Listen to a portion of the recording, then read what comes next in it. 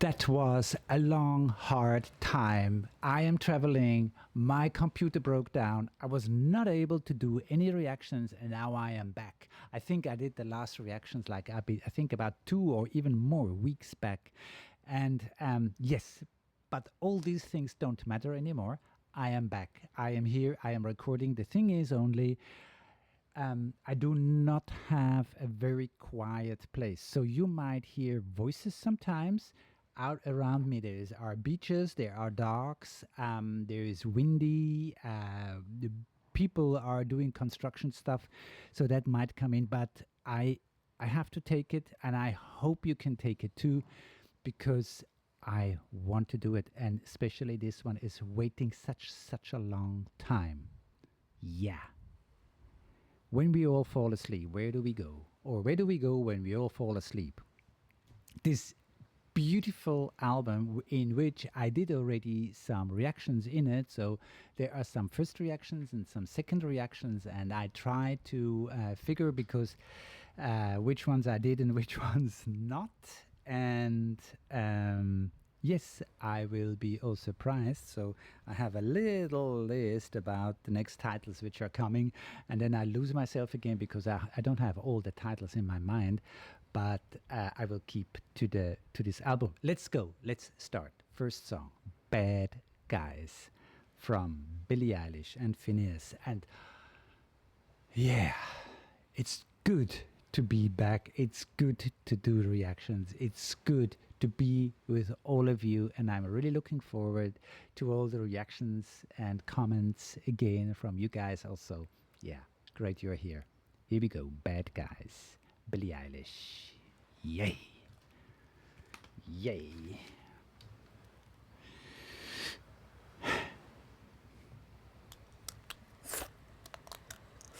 My Invisalign has. I have taken out my Invisalign. I have taken out my Invisalign, and this is the album.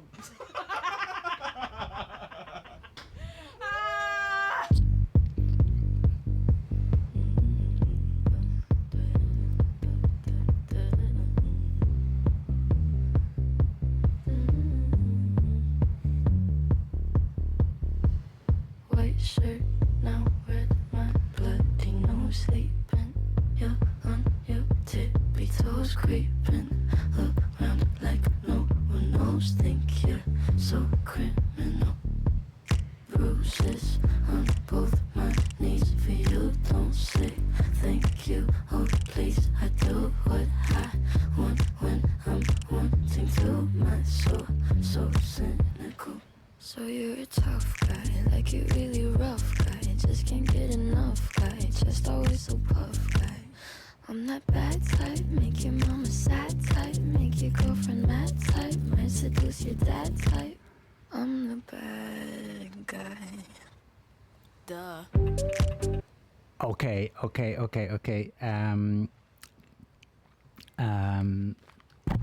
Who is the bad guy here? Is she the bad guy, or is she? From which point of view is she singing about the bad guys? Is she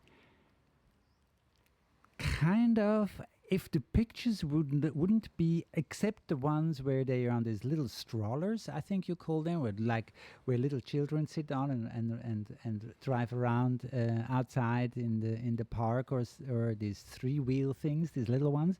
Except this one, all the other pictures look quite pretty serious, and the way she sings it is like she would put it up to a certain ridiculous point of being a bad guy, with bloody noses and tough, and you think you're a criminal, as being criminal and tough would be something important, something you want to be, something you need to be respected from the surroundings. And to me, this goes like more into a direction of making fun of it.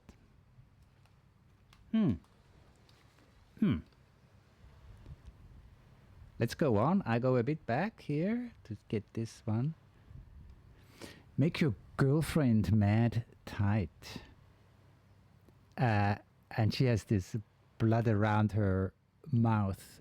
And it is a picture which already makes the whole thing like absurd. Like, it is kind of like, and how do you call that when you get these medals? These medals when you were very brave or something, and it's like being bloody and having a bloody nose and a bloody lips. It's kind of like a medal, a medal you get because you're really tough. Then, like you don't even you don't even care for your look or your body because you're so tough. It goes in to me in this direction. And also, yes, also I realized that Billy loves to slip into certain figures or energies and come up with that, which I think, to me, it makes a much deeper impact on me when I see Billy like that. Like, for example, this picture, it kind of stirs me up. It kind of disturbs me because there is, on one side, there is Billy, and I don't want anything to happen to her. Like, she's so valuable, she's so important, she's so precious. And then I see a picture like that, and I know it was her decision to show that like this. So, it really does something to see her like that. But at the same time, I know exactly that's what she wants from people. So the impact goes just much deeper. Here we go. Type, make your girlfriend mad type, might seduce your dad type. I'm the bad guy. Duh. Duh. I'm the bad guy.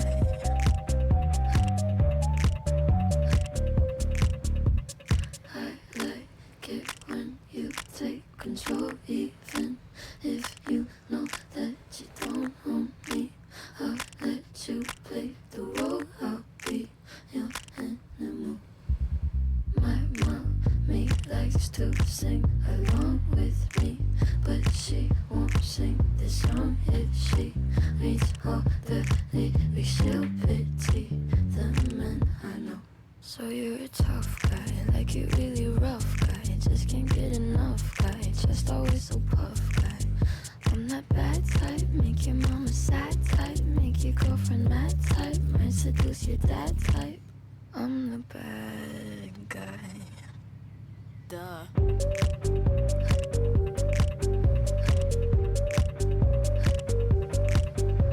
the bad guy. Duh.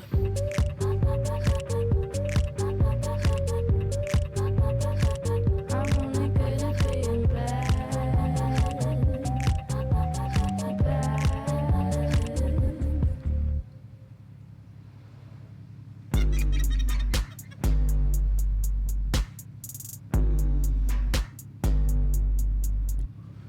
Whoa, big total change in the middle, and I just got used to the fact, the point. And here I just say that a boat is passing out there, so maybe there is a certain sound, and I hope it's not disturbing too much. So, yeah, in the song, I just got to the point where I thought, or where I had the feeling of that she makes fun out of these bad guys, the way they, with their puffed chest and marking something big, and then you see all these huge bellies hanging there, and it's just like giving out this bad guy energy thing, and it is ridiculous. Then you see this three-wheel. I don't know how you call. I think they're called strollers, like one which kids are on, and at the same time it goes. She looks into the camera and says, "I'm the bad guy." So there is something in it which is another taboo breaker, is another role breaker, because nice girls are not supposed to be bad guys. this is a old rule which still works in our society.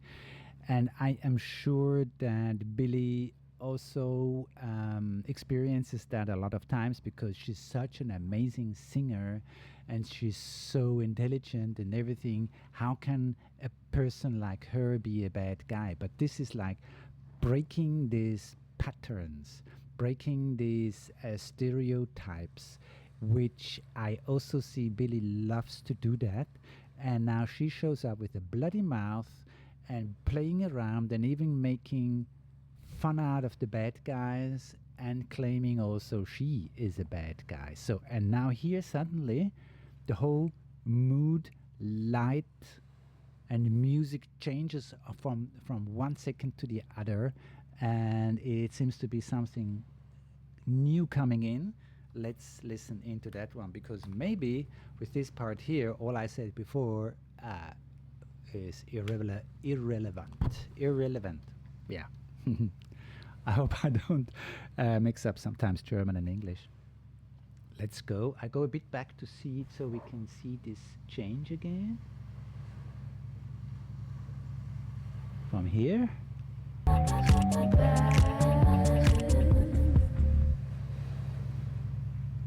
I thought the song is finished there. Whoa, now it's really heavy. I like when you get mad. I guess I'm pretty glad that you're alone. You said she's scared of me? I mean, I don't see what she sees, but maybe it's 'cause I'm wearing your cologne. Whoa.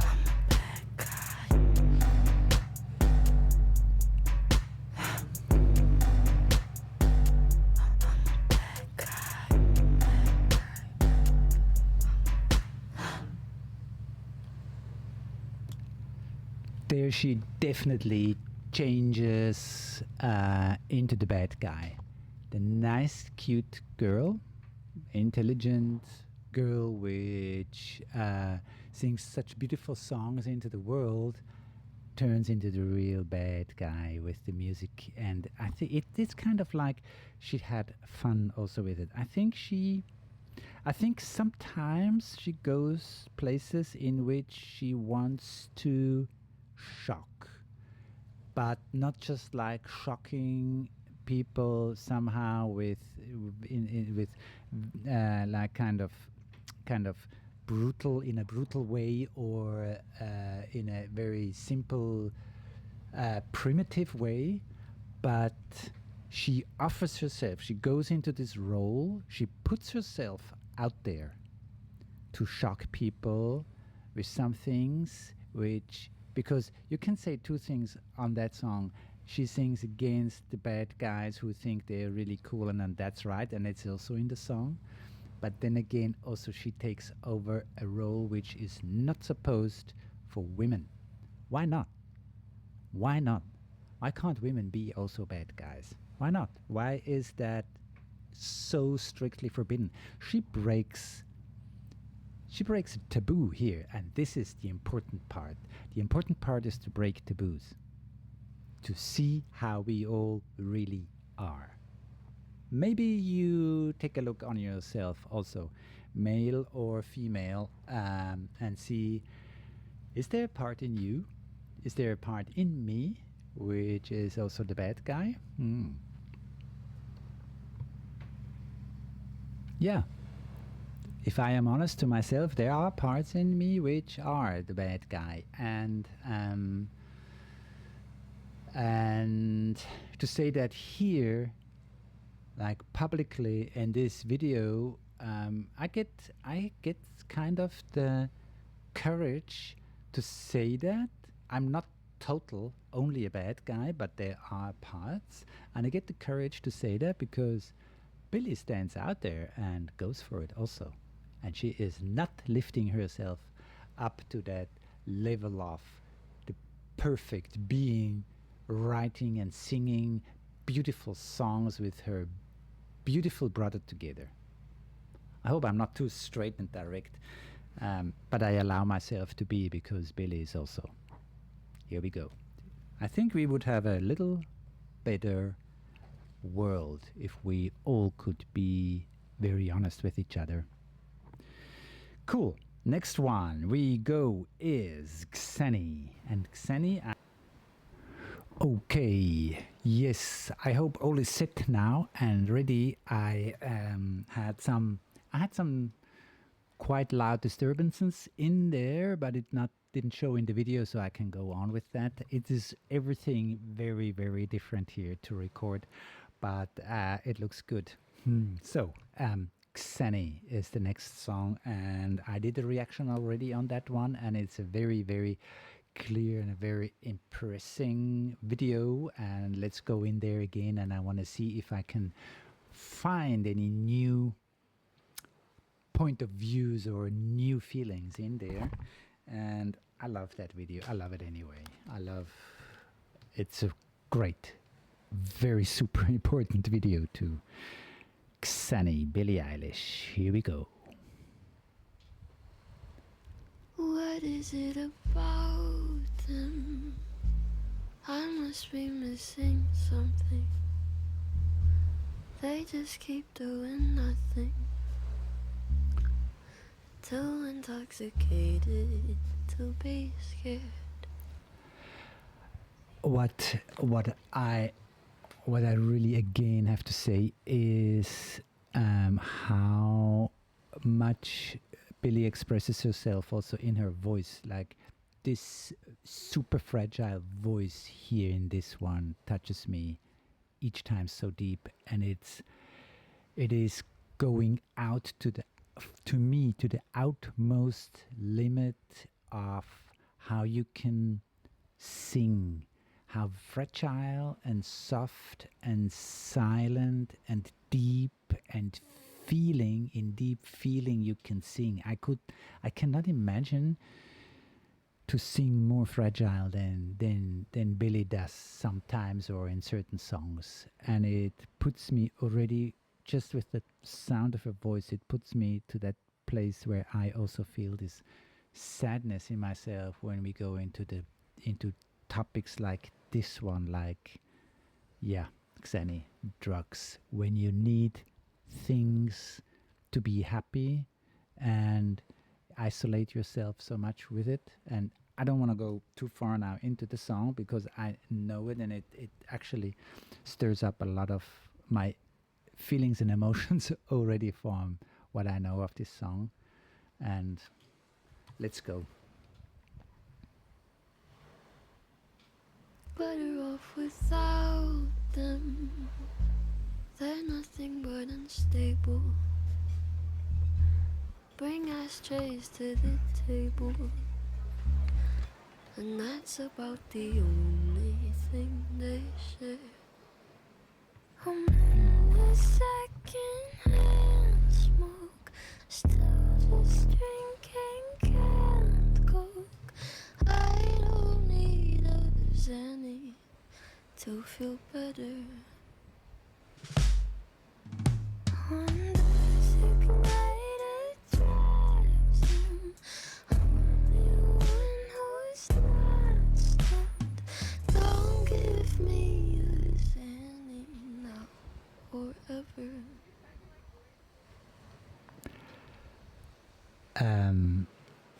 I also realize now how disharmonized the music is, and how you actually cannot make a beautiful, harmonious, wonderful music to a topic like that. It's just not possible.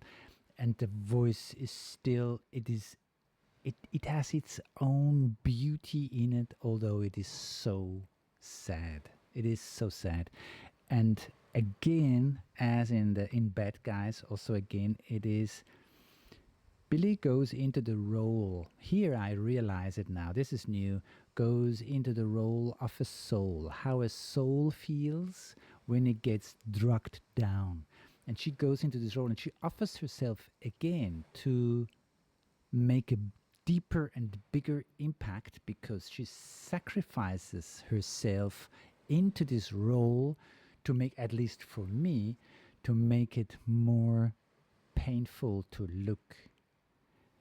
I see how a soul might, or feels even, not might, feels even, when it is not heard, not seen, but drugged down. And then it starts with this cigarettes in the face, with the treatment she gets now through the whole video.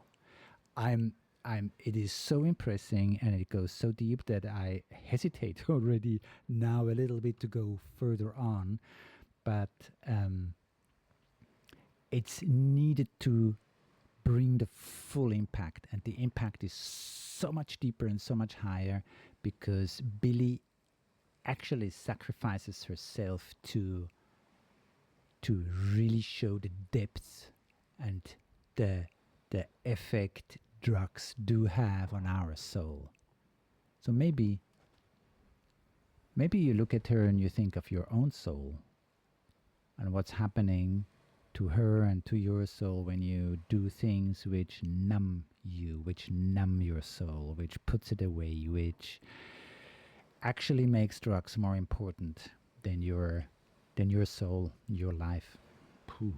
I hope I'm not too moralizing too much now, but looking even now at her face and this picture, it really moves me. Really does.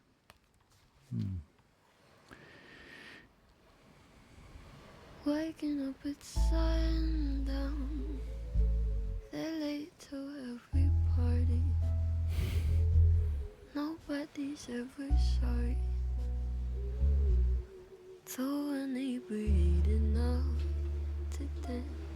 Morning as they come down, their pretty heads are hurting. They're awfully bad at learning. Make the same mistakes, blame circumstance. I'm a second-hand smoke, still just drinking canned Coke. I don't need a Xanny to feel better.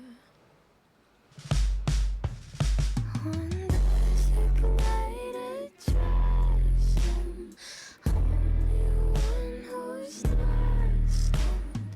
Don't give me a Xanny now or ever.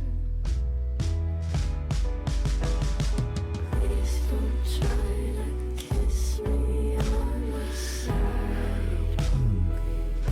On your cigarette break,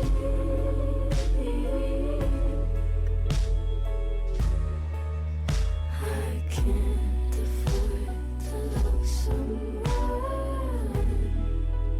who isn't dying by mistake in silver light.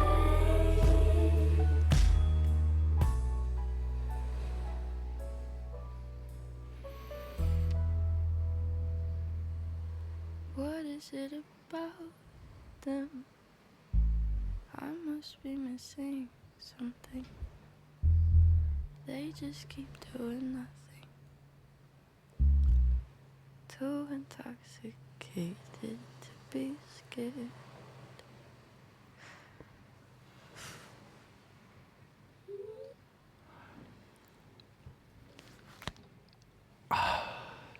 Is this last part, these few seconds of this last part, and I go back here? I think it was here. And please realize how her voice and everything comes again to this lowest limit, and also the music to this lowest possible point of making music. It is dying, but it's not dead. It goes through because her energy, it's still a song. I can't describe it. I think it's magic. I have never ever heard anything else like that in a song, to go on a place like that. How fragile and how low, how not low, but how fine her voice gets, and the music is just like down to this one bass step, and it shows again this full whole impact of this emptiness when she's also asking what is with them and what did I didn't get, and this shows up this distance, this isolation there is when you are together with people under influence, under any influence, whatever there is. This is so separating, this is so lonely, this is so coming to exactly the feeling as she puts here in the video, in the picture, in the movement, in her voice, in the music. Magic. Let's listen to that part again. Really, I feel this now. After my first reaction, I watched that song a few times, and now suddenly I realize this part really, really, really strong. They just keep doing nothing. Too intoxicated to be scared.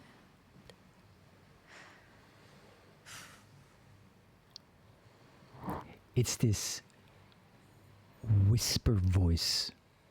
This is Billie Eilish, typical Billie Eilish one and only whisper voice. I'm sorry, I have to go for it again. Although I know after I can listen it 100 times, I have to listen it again.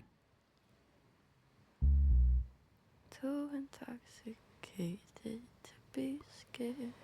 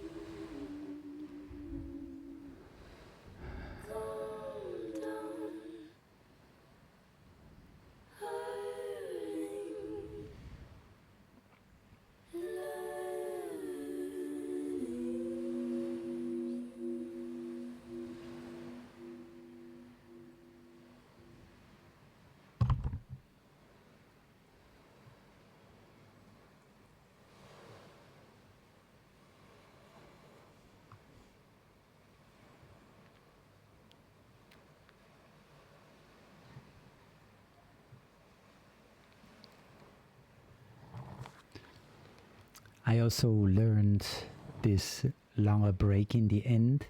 It is also meant by Billie Eilish, and I started to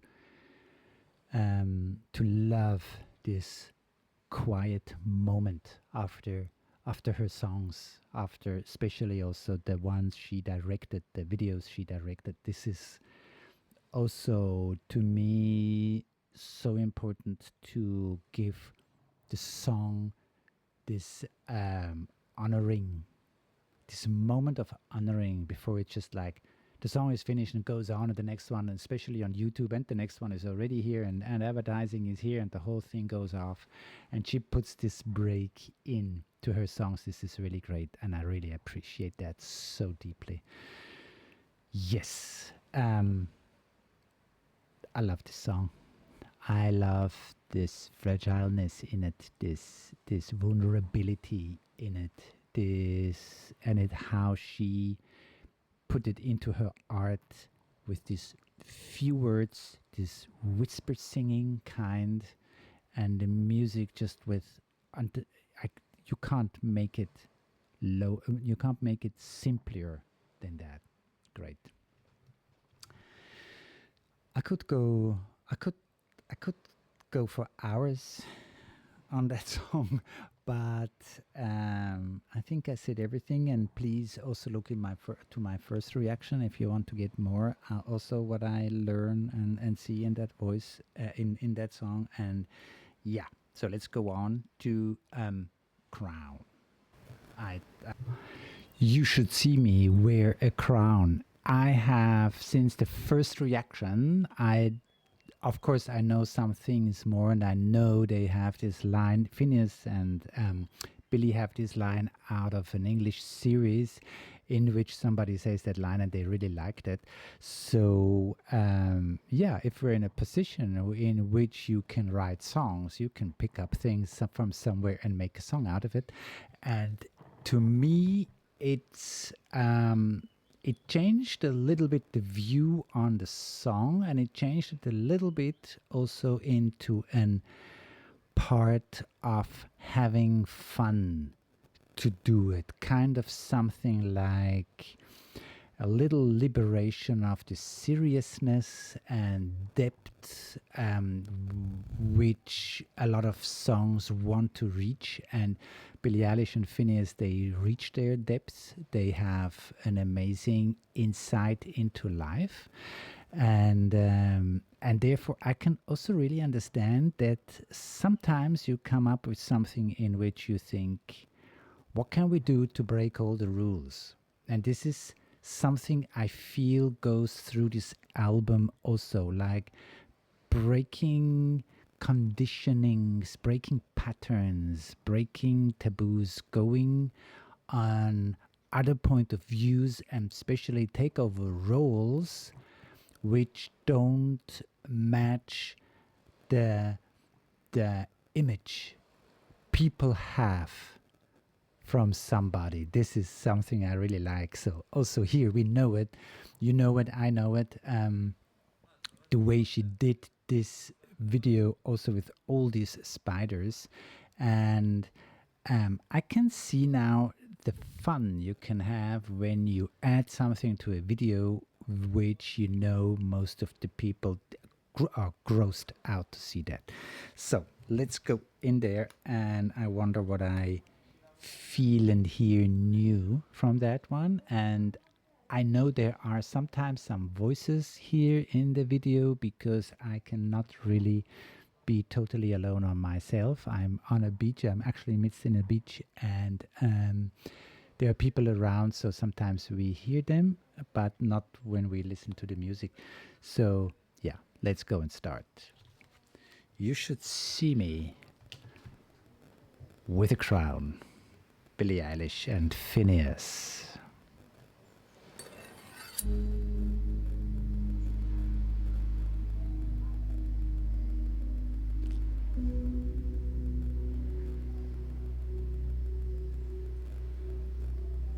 Bite my tongue, bite my time, wearing a warning sign. Wait till the world is mine.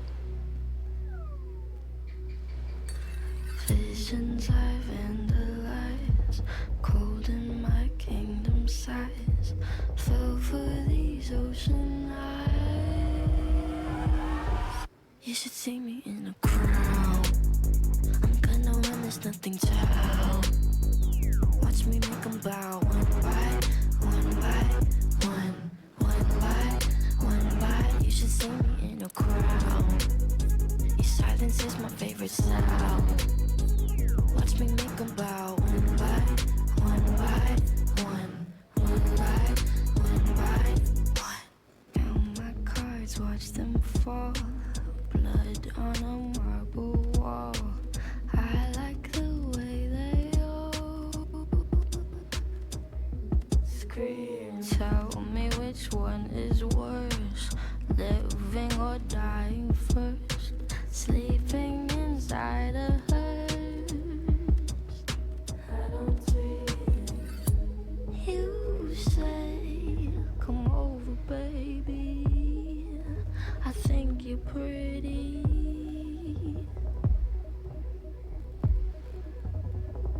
I'm okay. I'm not your baby. If you think I'm pretty, you should see me. Okay. To me, with this last few lines, it puts together the whole song also. And if you, hey baby, come over here, and if you think I am pretty, then this won't work. So yes, she is not pretty in this song, and she puts this crown of power on her head and crowning herself to be kind of like a ruler of the world, and puts and gives it this deeper impact with all the spiders around her. So again, as in the other songs also, again, she this very young, super intelligent, amazing songwriter girl does not take the role society and the music business gives her. This is clearly breaking out of it. And I know that almost everybody, when I watched the video again and also other reactions, the main topic of this song was the spiders and how she did that. And the spider is an effect in it. It isn't a part of it. But the most important thing in there is that she takes over an image and a role which actually is not meant to be hers. The music business and society would like people like her, would like them to fit in so they can be used better. But Billy and Phineas don't go there. And they kind of, with videos, with great videos like that, they make it more. It's not only going against the music business, but it's like adding another point of view to it, another world also, a world which is also here. It's a difficult world. It's a world which asks you to reflect exactly on yourself and also on the world, and doubt, have questions about it. Not necessarily only doubting the world, but have questions about it and put it into question. What is there? And it's great. It is going with the two other videos before. Breaking up rules, breaking up taboos. I love it. I love it. So I go a bit back again and we go on. I'm pretty. You should see me in the crowd. I'm gonna run, there's nothing to out. Watch me make them bow one by one. You should see me let how I make them bow one by one. This is taking over in a powerful way the world, and not serving the world actually, but ruling the world. And this is also a heavy break of how it goes on. So I might be on thin ice here when I say all these things, but I do know that where the song comes from, how they had the idea about that song, and also that they were going for not only just always be in harmony with everything and fit in, to break out sometimes. And this is so it's so liberating. It just opens everything up. It's great.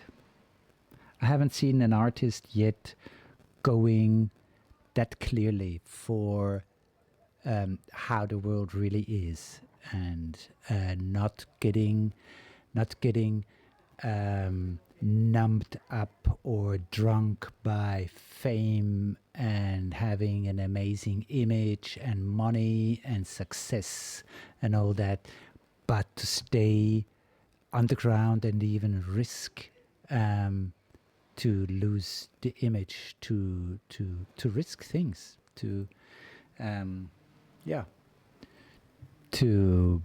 stick with the truth. And this is what makes the difference.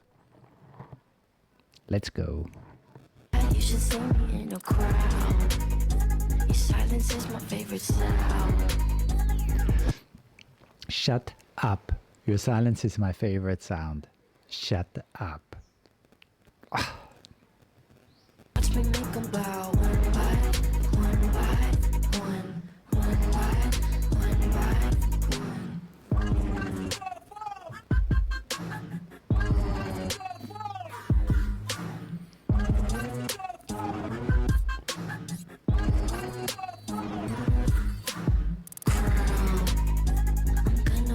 Nothing to watch me make them bow one by one by one, one by one by. You should see me in a crowd. Your silence is my favorite sound. Watch me make them bow one by one by one, one by one by one. Wow, great, cool. There's nothing more to say. There's nothing more I can say about this song. It has its effect. It must have been fun to do that, and I guess also I can imagine that it must have been fun also to bring the song out and to see the reactions from the people and how there is this energy in it of this mixture between being shocked and actually kind of even, I know people, they had to force themselves to watch that video because of the spiders. They almost could not watch the video. So this is this one part which is fun, and also the other part is like it is kind of also refreshing to go in to create a song like that, to make it an art like that. This is really great. Yes, so the next one is All Good Girls Go to Hell. And it's also a second reaction from me, and I take a little break now because I have to fix up the video here, because I want to show the video and not just like lyrics or where nothing happens, because I love that video and the way she did it. And there's also something really I have to say about it, because when I watched after my first reaction, when I watched it again and again, I had some new ideas there, and I want to share them with you right away. Yeah, already. All the Good Girls Go to Hell. This is another one which is a challenging song, a special song, a song with a lot of unanswered questions in it, very confusing also. And there are still things in it which I don't really understand, but I also know I don't need to understand them. It's about feeling it. And yeah, let's go into it, because there are some things I really want to say about that video. And it is another an amazing song, amazing lyrics from Phineas and from Billie, and also the artwork they do with the video is, I haven't seen that yet before. There's only one video I would in this comparing with this one would be the Earth Song from Michael Jackson, in which he, to me, Good Girls Go to Hell and the Earth Song from Michael Jackson touch about the same topics and the same areas. We live in a very fragile, vulnerable world, and it is important to take care of the world, of ourselves, of how we are with each other. And yeah, I'm losing already too much words here. Let's go into the song, and I will build my stuff into the song. So here we go. Billie Eilish, All the Good Girls Go to Hell.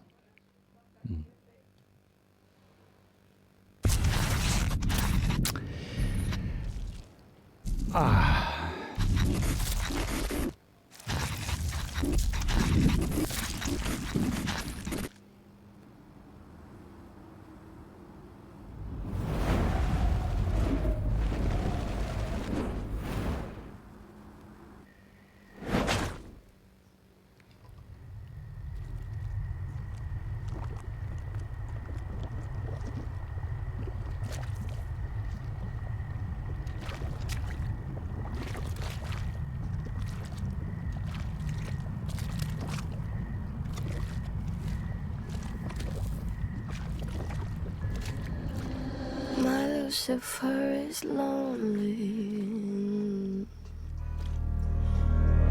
Standing there, killing time. Can't commit to anything but a crime. Leaders on vacation, an open invitation. Animals, evidence.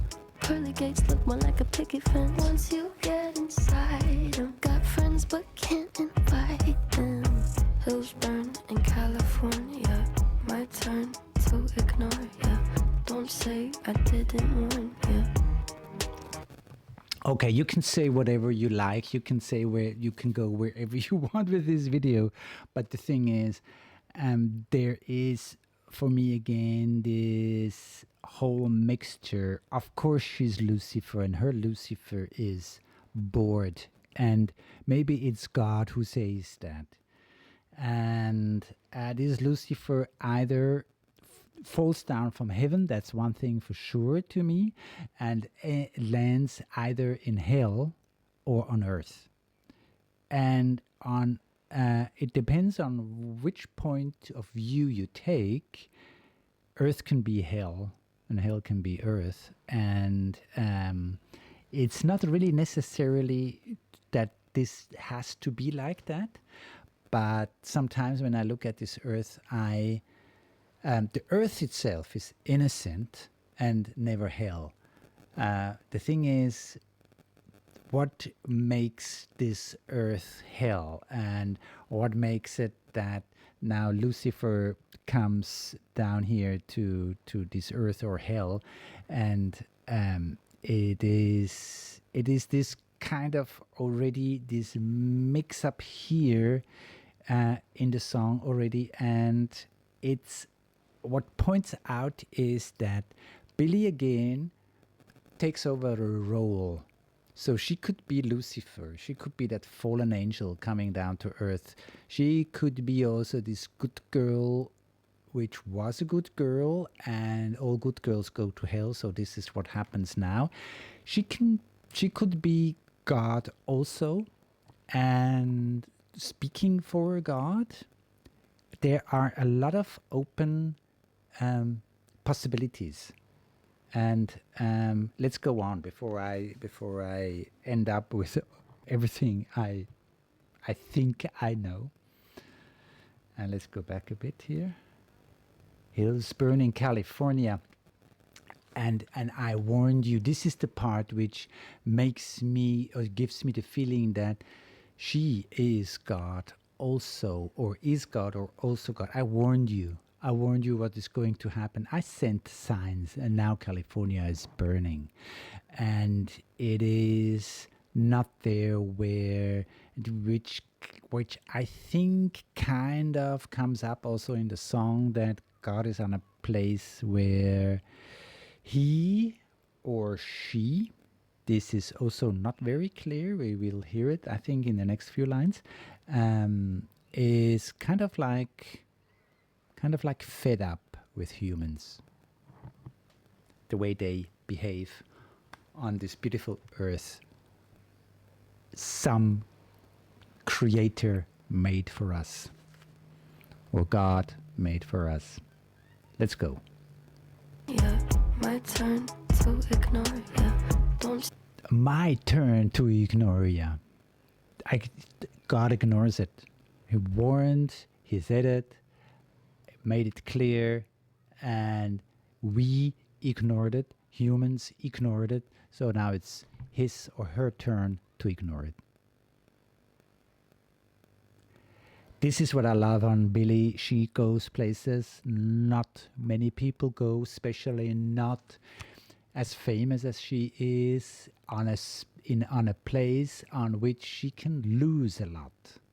And it's like she and Phineas were never on a point where they thought, "Ooh, can we do it? Ooh, is that okay? Ooh, is that?" I am sure on certain points they are very conscious and very aware of what they do and how they say it and what they and how they bring it, but they were never. They never made a decision of how do we make sure that we have an amazing image and that people think we are amazing. That was never their intention. This is what I really feel out of songs like that, when you point out things like that. And the thing is, it reaches people. People are touched by it. And I think also they are also touched because Billie goes into this role again. And that's what makes these videos and these songs so much deeper, because she literally gives herself into what she is singing. That's great. That's greatness. Yeah. Woo, cool. Let's go on. Don't say I didn't warn you. We had that. Yeah, we go. Say I didn't warn you.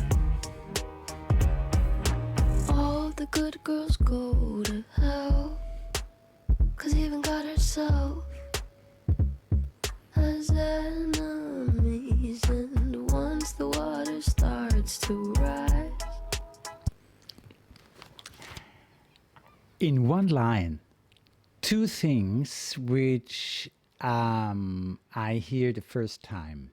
It never appeared to me. That I heard already that people say God could be also a woman, or and like in these discussions. But the way she sings it clearly out, that she and has enemies. This is a heavy line to say. God has enemies, and it's true. So she takes, or they take, Phineas and her take this established belief, established religion, and which the Creator created everything, every single being on this earth, and the idea of there could be enemies is just not here. It was not here until Billie sang it. And break these boundaries, break these taboos, break point of views, and so to be able to find new point of views. And yeah, I know I go really deep, and I follow really my feelings now, and my knowledge and my wisdom, whatever that is. So, and but the thing is, I am feeling really comfortable with that also, because, and also with saying all these things. And as the water rises and heaven's out of sight, where did it go? Where did heaven go? Where did all these promises go? Where did paradise go? What is happening? Why do all the good girls go to hell? All these questions she puts out there is now, what is it? What is God? He or she? Or is it her? Or is God suffering now here on this earth? And we see already the surrounding in this picture burning, like California was burning. And in all that, Billie puts herself into the picture and into this video. This is the difference.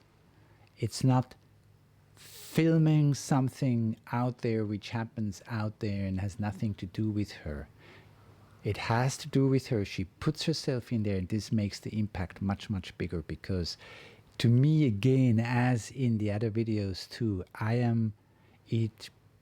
she reaches me much, much more when I see her in this picture with this black covered stuff, something, oil, whatever it is, and she hardly can move, and the wings are all sticky and not really working, and she's pulling herself through this earth which is burning in fire, and it gets me different than if it just would be some picture of something. That's why, that's the one thing I learned from Billie, is to speak out and feel it and be in there and live it also. Then it comes through, and not just stand somewhere outside and preach about something, or or complain about something or point at some things, but really go into it. I hope you can follow me on that one. I hope you can feel me. I know I'm a little bit on thin ice, but I risk it to go there because Billie Eilish also goes there. As easy as that. And a bit back again. Yeah. As enemies, and once the water starts to rise and heaven's out of sight, she'll want the devil on her team.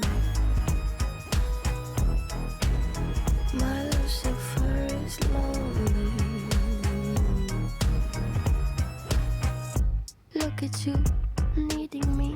You know I'm not your friend without some greenery. Walking wearing feathers, Peter should know better. Your cover-up is caving in. Man is such a fool, why are we saving him? Poisoning themselves now, begging for our help. Wow. This is this one line of on what she wants the devil in her team. To me, in that line is also this. Actually, this helplessness of God, and to me, in this whole thing, God also created the devil, and it is want him in that team. Although that the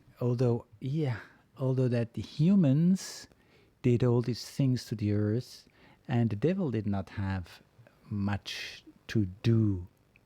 It did not take so much of an effort. And what I feel in that one is neither the devil nor God want that this earth is going to be destroyed. But these beings, they gave this world to, they destroy the world. They are working really hard on to destroy this world. So God wants all its power, and also the devil in his team, maybe to save world. And to me, in the end, the world is paradise. It is paradise. I mean, the world gives us every single bit and thing we need to live and survive for all of us. And what do? We are more abusive than thankful to the earth. And then I see her as this fallen angel moving through this burning place, and it just matches this frustration, this sadness, this helplessness to see what happened with this beautiful world. And yeah, touching me again. This is yes. Those burn in California. My turn to ignore ya. Don't say I didn't warn ya. All the good girls go to hell, 'cause even God herself has enemies. And once the water starts to rise and heaven's out of sight, she'll want the devil on her team. My Lucifer is lonely. There's nothing left to say. My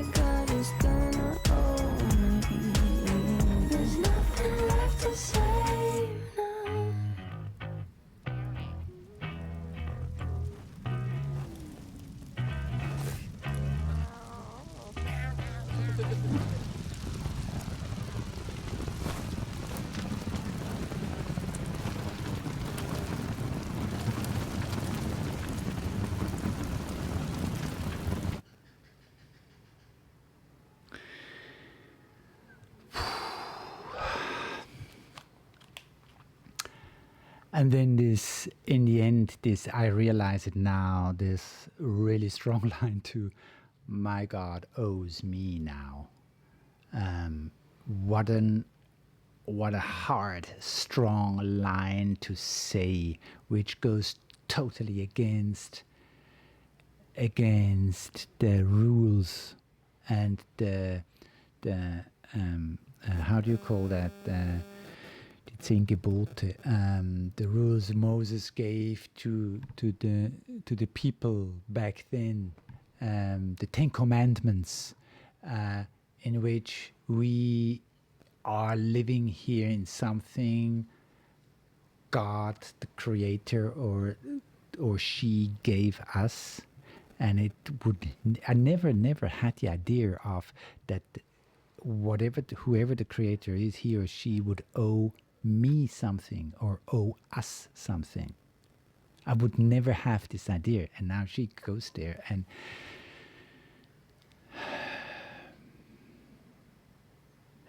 Sad. It's a very, very, to me, it's a very, very sad song, and it is going in which kind of it's even something self-destroying, also from Billie in there, which says that it is really for her very serious, this song. It is really heavy, and she puts herself in there and does not even leave a light of hope in it, because it's lost. So it is not that. So it is kind of going there where one can say we actually all go to hell. Also the good girls, also the good people go to hell, because we changed the whole thing here into hell. It could have been different. And it's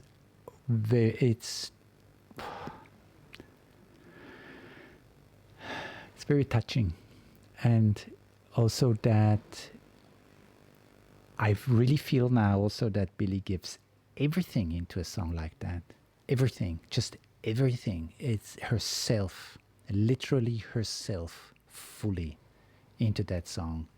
I would not know how to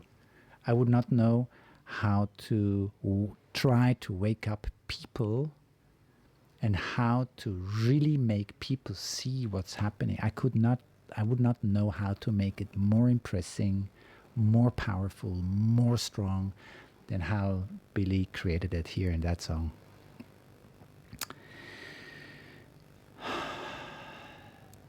Great, good. Okay, now, all good girls go to hell. Wish You Were Gay, next song. And I go now and find that next song, and we go into there, and it is a first reaction of me for Wish You Were Gay. So give me 1 second and I'm back before you can count to 1. And yeah, here we are. Wish You Were Gay, the next song from this amazing album. I don't know if it's an amazing album. I just say it because I love Billie Eilish. I cannot imagine she's not doing an amazing album. And this is her next song now. I have no idea. This is the first reaction, the first time I hear it. So let's go. And yes, I will have to turn off that mic while the music is on, because I have so many noises from around. There's wind, there are voices, there are the waves, and I don't want these to disturb the song at all. So that's why I turn my mic off. Makes it a bit more comfortable, more uncomfortable, more complicated for me, although that it is really, really hot. We are here above 30 degrees, which I think is over 90 Fahrenheit, as far as I know. It's hot. It's really, really hot. But my motivation and my joy to do reactions is just much bigger than all obstacles there could be. So, Billie Eilish, Wish You Were Gay, from the album When We All Fall Asleep, Where Do We Go? Oh, wait, before I rearrange my my studio here again. Cool. Okay, here we go. Yes. As you can see, I still do not any cuts. So I record all through at once, and I do not cut anything. I want it to really be totally authentic as possible. Great. Here we go. I turn off my mic.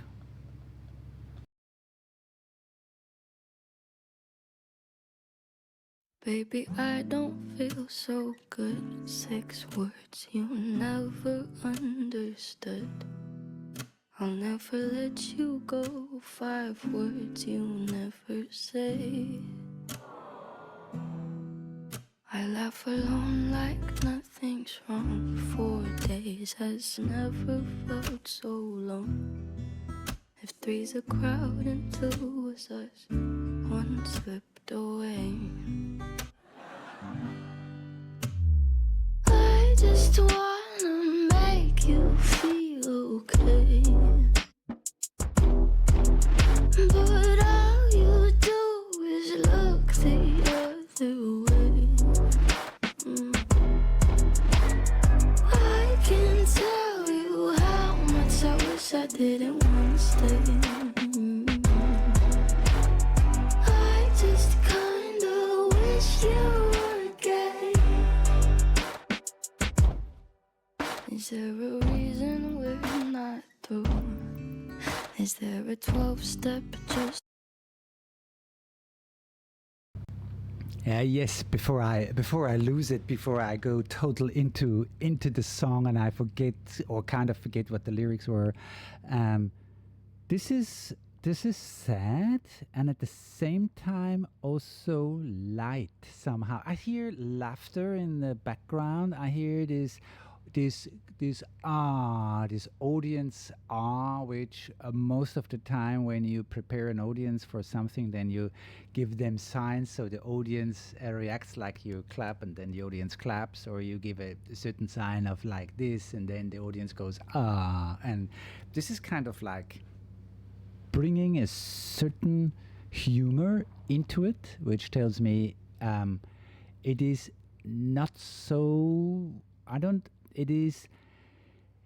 I think this is a beginning of a relation. It is not a relationship already, because once you are in a relationship and you find out that how you feel does not really interest your partner, as she has in her first line, I don't feel so good, but he never cared for that.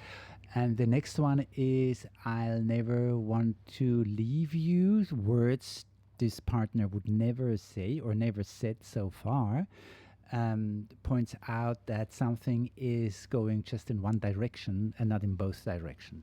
And it kind of reminds me this magic moment when you fall in love with somebody and the first time you say, hey, I love you. And until the answer comes from the person you said, I love you, until the answer comes, there's a lot of tension in it, and it's a very special moment because everything is possible. There can be a no or a yes. And until that comes, it can be challenging. And I think so for some reason I put it there, this song. It's a beginning of she stays, but she doesn't want to stay. It's in between clarity. Is there something or is nothing? And she's there, tries to get something, and at least some reaction, but there is none coming. That's why I wish you were gay. But why wish you were gay? Okay. I need some more to hear in here. So I go back a bit. Ta-da.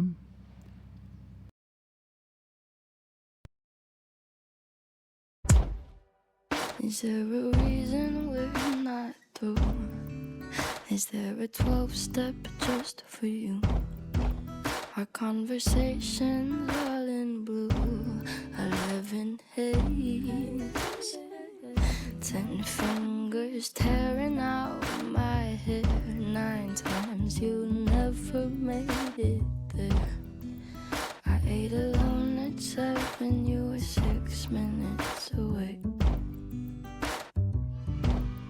How am I supposed to make you feel okay when all you do is walk the other way? I can't tell you how much I wish I didn't wanna stay. I just kinda wish you were gay.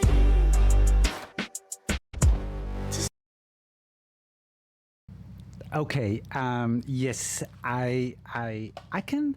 Yes, this is this. This is. I like this song. She cannot have him. He. Even that he is very close, he's not making it there at 7. He's not making it to anywhere. He.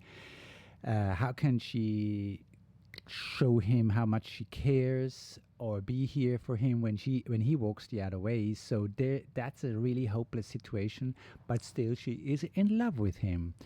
And then I can really feel for it, because the thing is now, why doesn't he love her also? Is she not his type, or does he have another sexual orientation? And I get this idea because of the title of this, and I wish you were gay. So if he was gay, then it would have nothing to do with her, I mean, except the sex. And then, of course, she has no chance. And also, no other woman or girl has a chance. So then this guy is just not available for anything which is female, which can be kind of a solace.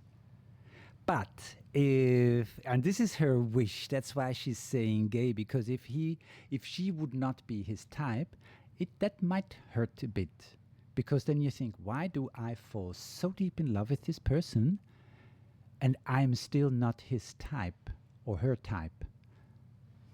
That's another story. So why are you not gay? And in that one, there is also there's a reflection in it, and she is not really super taking it seriously. It is more there's a humor in it. The music is kind of humorous, and if I can say that like that, and also the reactions in the background are kind of light, kind of not this deadly, serious, deeply wounded thing, but there's the solution already in the song. It's kind of a desire solution. Oh, if he would be gay, yeah, of course, then everything is clear. Because it does not need only to be gay.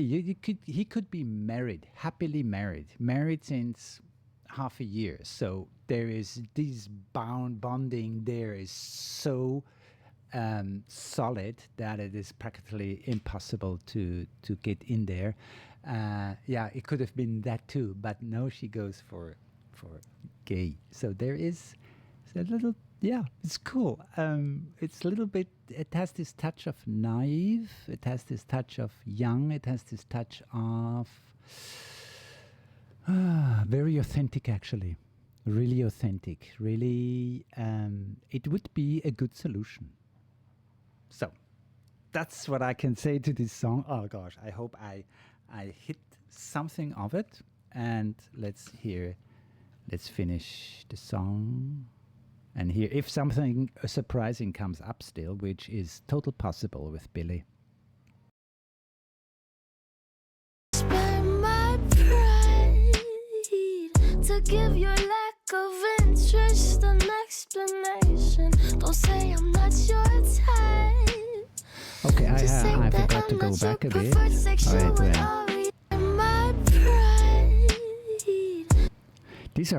This is an interesting part. That's what I thought. There is something more coming to it. Okay, now we get it. To spare my pride, to give your lack of interest an explanation. Don't say I'm not your say that I'm not your preferred sexual orientation. I'm so selfish, but you make. Okay, now I feel like, how do you call these people who can see the future? And I'm really a little bit confused also, and a little bit kind of ashamed, because I just took the words at front away, which came now, and it's the sexual orientation, and yeah, she puts it there about her pride, and that she needs an explanation, that he is not into her, and this is the best, this is the most comfortable explanation, his sexual orientation. And then this line here, but you make me feel helpless. Yeah, of course, still is still love. And this is one of the amazing things. Love is unconditional, and it proves itself unconditional because love never asks itself who matches with whom. I really, so many times when I watch how couples find each other, and sometimes I really wonder, how on earth did love bring these two together? And sometimes it still works, sometimes, of course, not. But there I can see that love doesn't ask itself who matches. It just puts the people together because love is love, and all love wants is to fulfill itself and bring love, as much as love as possible, into the world. Okay, that's mine. Okay, let's go on. Oh, I love this song. I love Billy. I love the ways they Phineas and Billy go, the ways they go to create such things, such songs, such art. Great. Okay.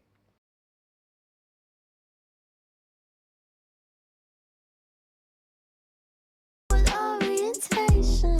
I'm so selfish, but you make me feel helpless, yeah. And I can't stand another day. Selfish.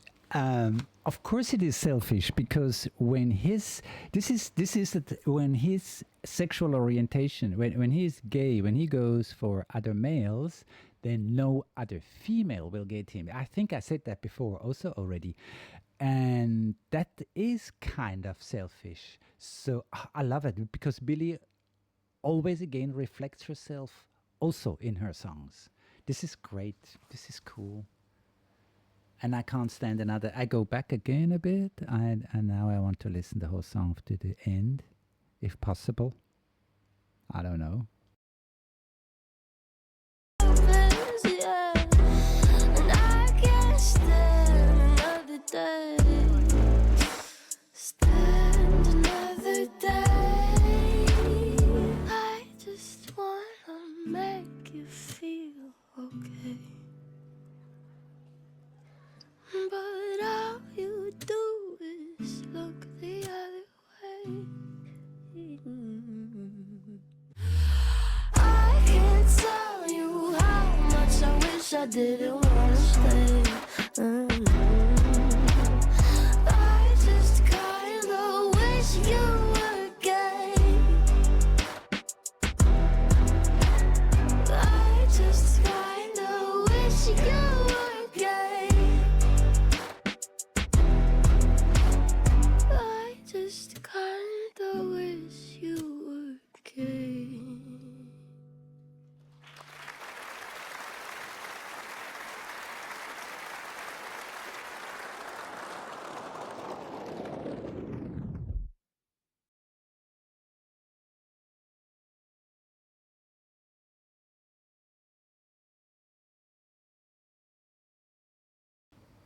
Ah, great.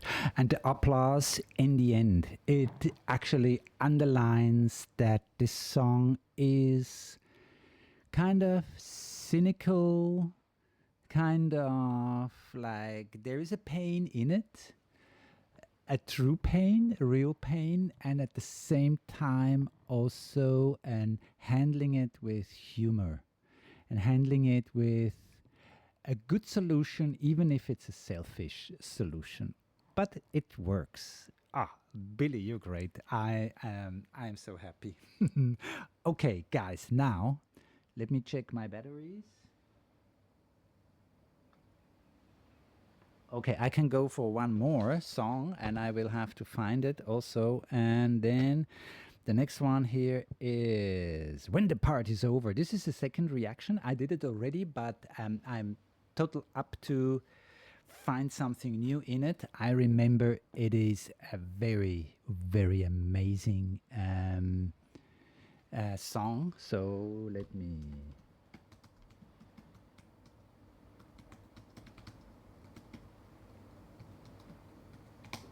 find the song. Here. Yeah. Good. Of course, the video.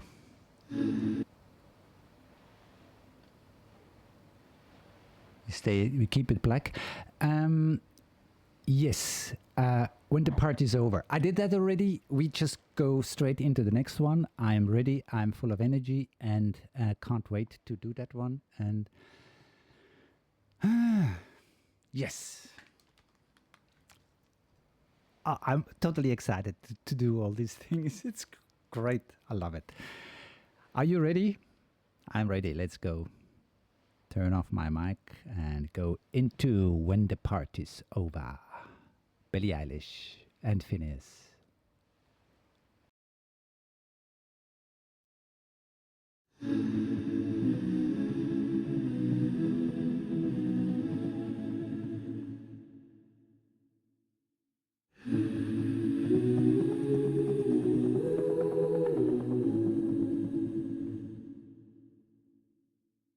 Don't you know I'm no good for you?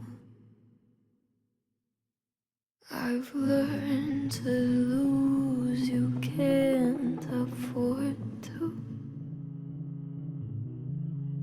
Tore my shirt to stop you bleeding, but nothing ever stops you leaving. Quiet when I'm coming home and I'm on my own. Like it like, say I like it like that, like it like that.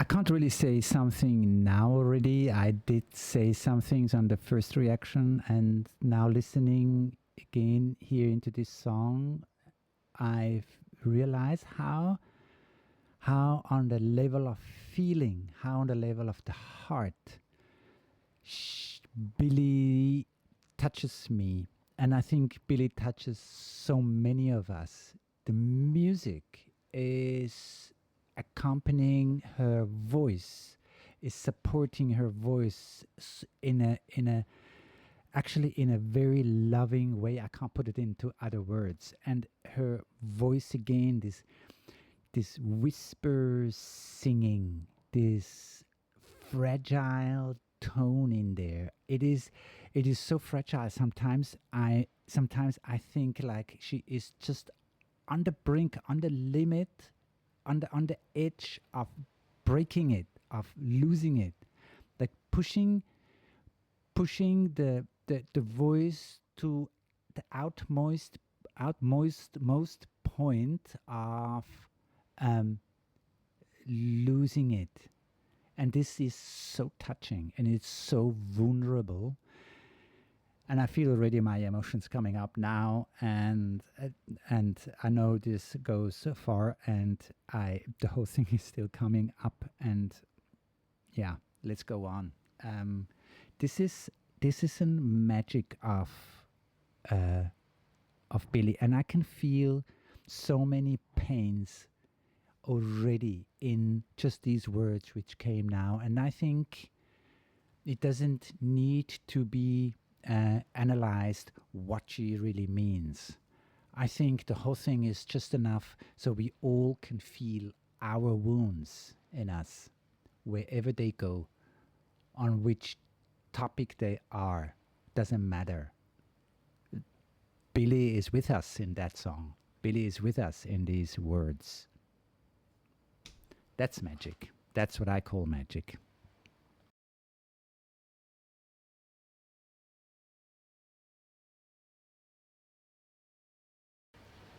I go back a bit again and let's enjoy this beautiful, beautiful song.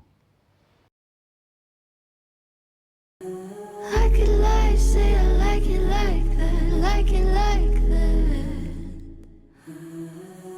I could lie, say I like it like that, like it like that.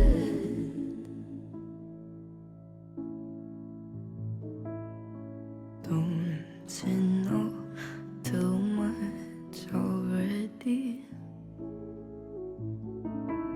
I'll only hurt you if you let me. Call me friend, but keep me closer. And I'll call you when the party's over. Quiet when I'm coming home and I'm on my own. And I could lie, say I like it like that, like it like that. Yeah, I could lie, say I like it like that, like it like that. But nothing is better sometimes. Once we've both said our goodbyes, let's just let it go. Let me let you go. Quiet when I'm coming home and I'm on my own. I could lie, say I like it like that, like it like that. I could lie, say I like it like that, like it like that.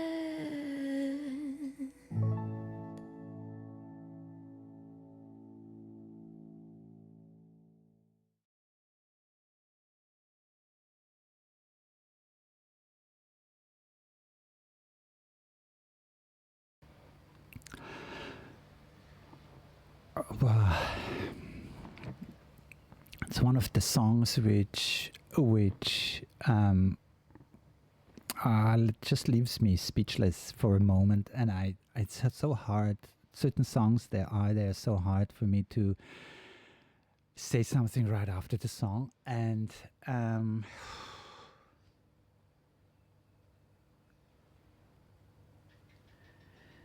I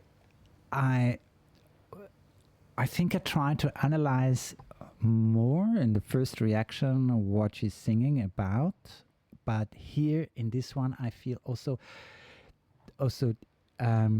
it's to just go with the feeling, and I kind of didn't even listen anymore what she's singing, but how she sung it, and just go not into the words, but just into this energy they created, and this just totally touches me on a new level. It's it is I think when heart to heart speaks, there are no words necessary anymore, and it is and the energy behind the voice, not the words, the voice takes over, the energy in it. The voice is close to the soul, not the words and the letters. The words and the letters belong to the mind, but the voice and the sound belongs to the heart. And I can't say anything about the words. I can just say, give this song the chance to lead yourself into your pain, into your wounds and feel them. And you will not be alone there. Billie Eilish will be there. I don't know if that's her intention, but the depth of that song and the music together will not leave you alone on these places. Listen to the song again, maybe lie down, maybe close your eyes and just float with the feelings in it. And I'll take a break now because I'm really touched and I can't go on now for the next song. But I try to, what is the next song? Is 8. Also, first reaction. Yeah, I take a break now. Thank you. Thank you for being here. And thank you, Billie, once more again.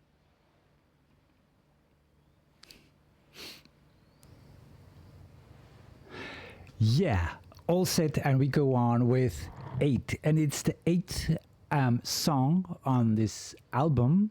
And I know that my numbers are not totally clear because this first dialogue, I think where only Billie, for just a few seconds, where Billie and Phineas talk with each other, that's already one track, and I did not count that on one track. It is already in Bad Guy inside there. So I'm in the numbers, not exactly where the album is, but all the songs and everything she's saying and everything is on these reactions here. Now, yes, 8. First reaction, and 8 does not tell me anything. It does not tell me anything. I have no idea where it goes to. In my imagination, 8 is also when you lie it down, then it's the sign for infinity. I don't know. Maybe we go into total something philosophical, but I don't think so. It is how much deeper could Billie and Phineas go in philosophy? We are there already. Let's see. 8. Before I lose myself totally in speculations, why don't we give the word to Billie and Phineas and find out what is 8 about? And again, I will turn off my mic and go for the music so she is undisturbed in her music.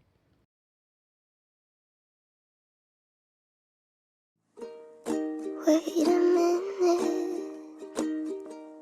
let me finish. I know you don't care, but can you listen? I came committed, guess I overdid it. Wore my heart out on a chain around my neck. In the first second, I thought, is this Billie singing? And if I go deeper into deeper layers of her voice, it is Billie, but I never heard that kind of tone in her voice ever before. It sounds very, I don't know. In the first second, I thought it's like from a very, very young being, young person, young girl. And yeah.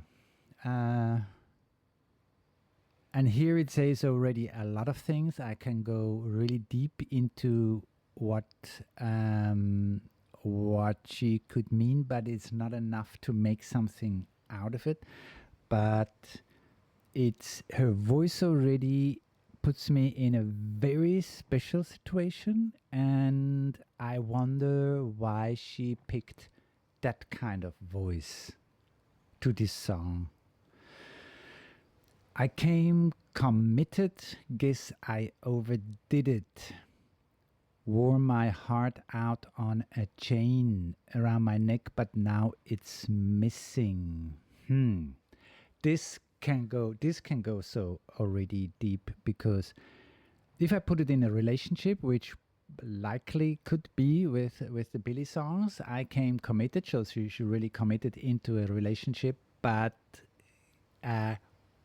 she guesses, and maybe even she overdid something there, and wore my heart out on a chain. It is wearing my heart out on a chain is I don't know if this is really true deeper commitment into something, because it's the heart is still on a chain, so there is something and then around my neck, but now it's missing. Whoa, where do we go here? I have no idea. Let's go and find out. But wherever that goes, the voice of her is already totally getting me. And these lines here, these few lines also, they are already very going to a very interesting place. And I really want to figure out, I really want to know, I really want to find out where we go. But now it's missing.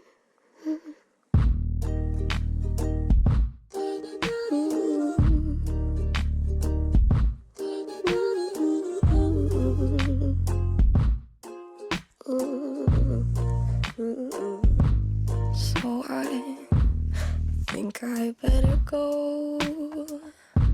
I never really know how to please you. You're looking at me like I'm see-through.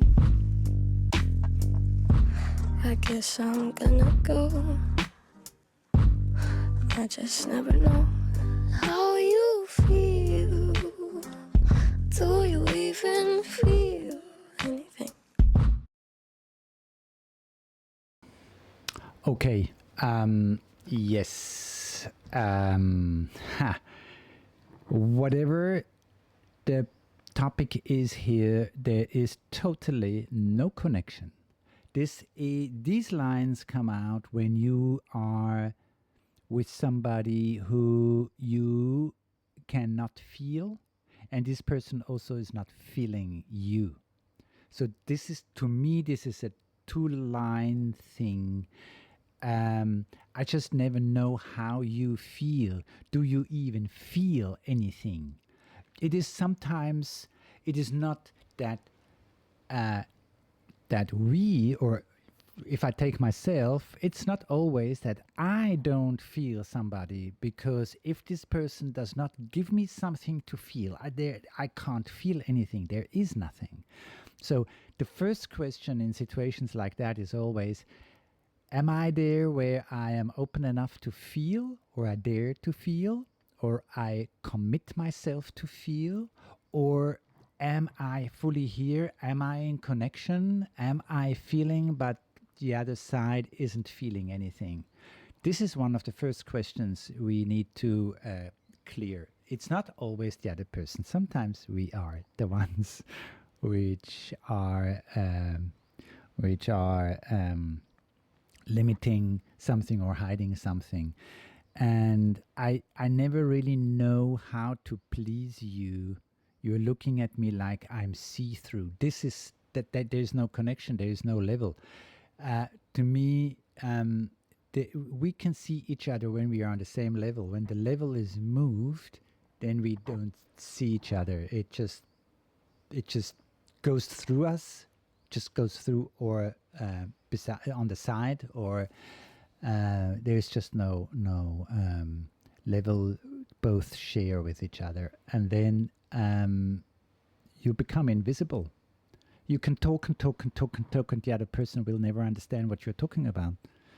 And the other person can explain and explain and explain, and you think, what? I don't get anything this person is telling to me. So then you know one thing. Then you can agree both on, we do not understand each other. Then you have at least this one level of agreement. We don't understand each other. That can happen. That can happen even in long year relationships. But so I think I better go.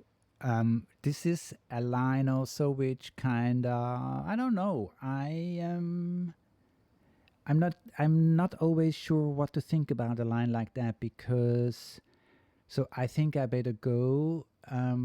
implies that she decided to stop it. She decided to leave this situation or relationship, even to leave it, which means she breaks it. She gets out of it. This is always an end to any processes which could be helpful. It just ends everything. It ends the relationship, the process, the words, the discussions, the whatever. Sometimes this is good. Sometimes it's definitely the end of something. It's always good to feel deeply into when you come to the point and you say, that's it.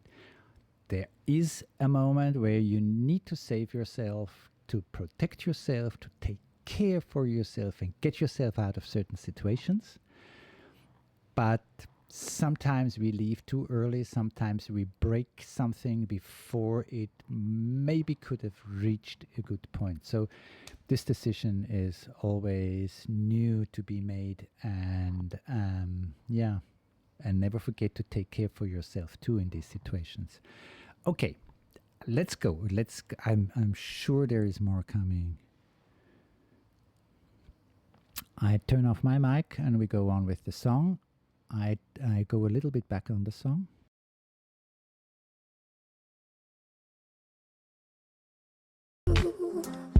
Do you even feel anything?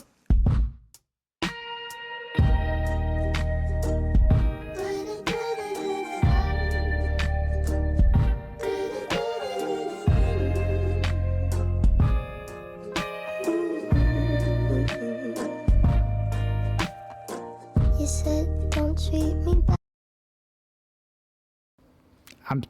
I'm sorry. I go back to the da da da again here because I don't want to read the lyrics. I think it was here. Yeah. And yes, I'm actually quite surprised about this chorus da da da da da da. It is. I don't think I ever heard it on a Billie Eilish song. This kind of chorus. Normally, there's also a message in her choruses, and I'm surprised. It's kind of like not really this da da da da da. To me, does not really take the song serious. And when I do not compare Billie Eilish's songs with anyone else who uses this kind of choruses, because Billie Eilish songs, we know it. She's universes away from kind of simple music, mass music for everybody. And that's why it surprises me even more. It kind of goes where this is also something like not seeing somebody when you go into da da da da da da da. It's filling up, it's filling time somehow. And I knowing Billie, I know there's an intention to that. It is not just like let's do a da da da da chorus. It has an energy in it. To me, it has an energy in it. It's touching me and tells me I want to know what is really going deep and serious in this song. That's why I have to finish the song first also. This is just like what I feel with the da da da da part. Okay, let's go on. You said don't treat me badly, but you said it so sadly. So I did the best I could, not thinking you would have left me gladly.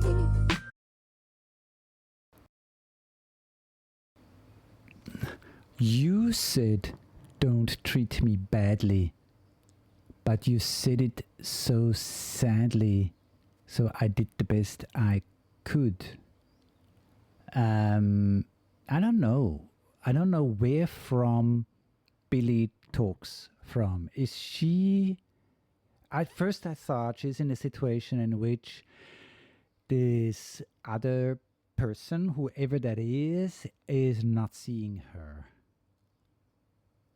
And now this other person's telling her, she's singing that this other person says, you said, don't treat me badly.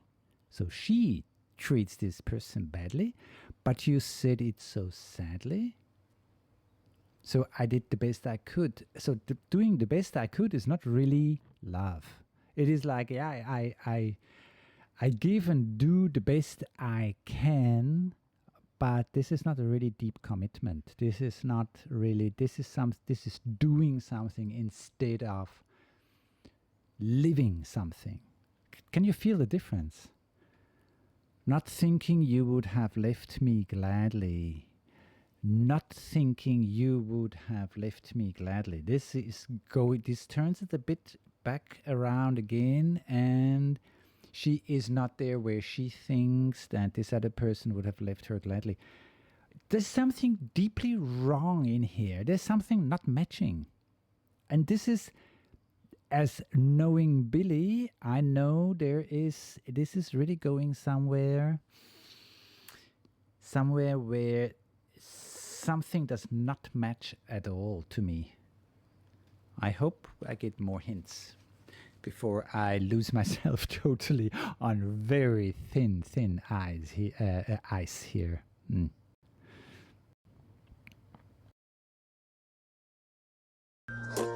I know you're not sorry.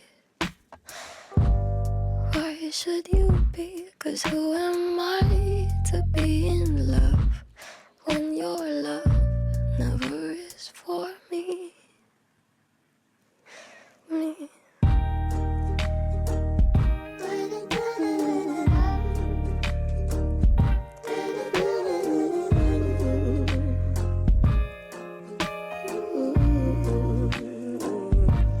So I think I better go. I never really know how to please you. You're looking at me like I'm see-through. I guess I'm gonna go. I just never know how you feel. Do you even feel anything?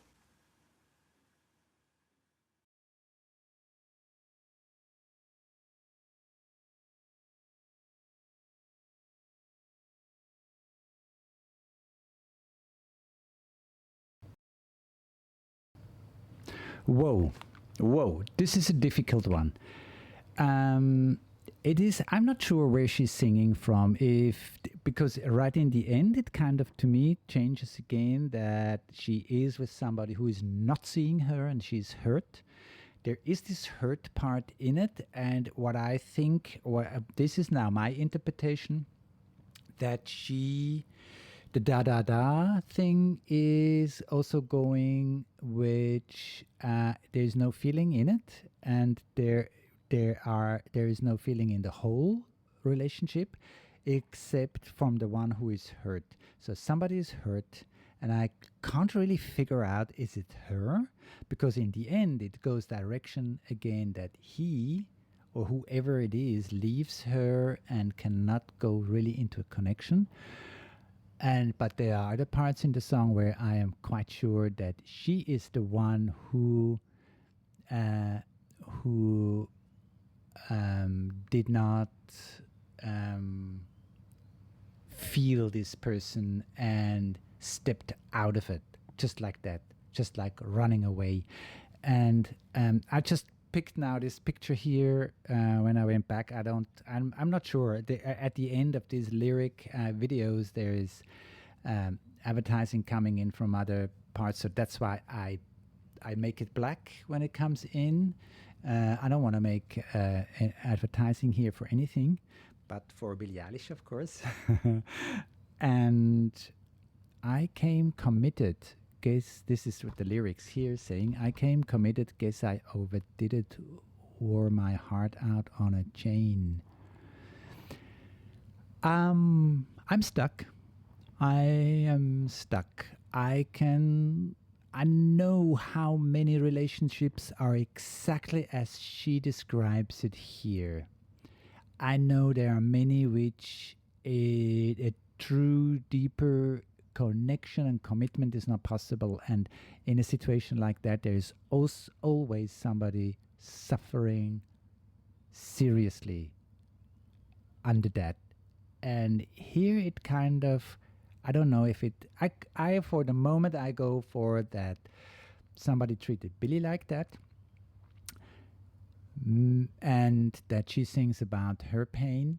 And what also gets me is, if I'm really honest, I must say I was also in young relationships way back, in which I felt I am not really committed, I am not really in connection, and I kept my feelings to myself, so the relationship itself had never had a really chance.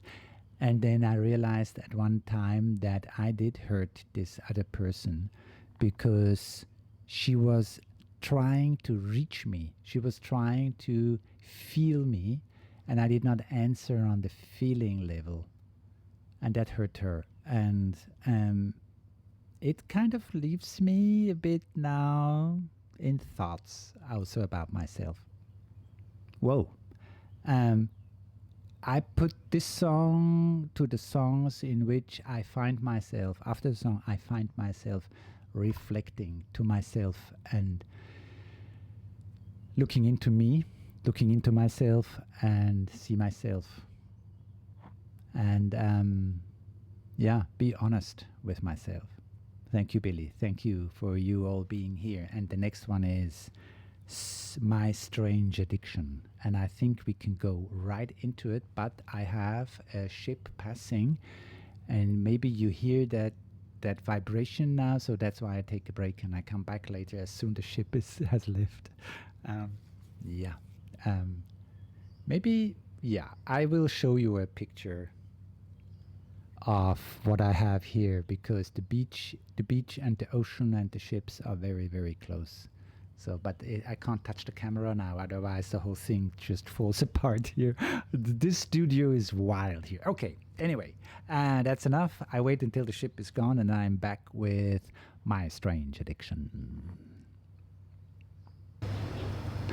Yeah, all quiet again. I am here with My Strange Addiction, Billie Eilish. We go on in this amazing album so far, and I am happy. Another first reaction for me to do here, My Strange Addiction. Well, this title says a little bit more than eight kind of left me on a really special place, and it also made me think about myself.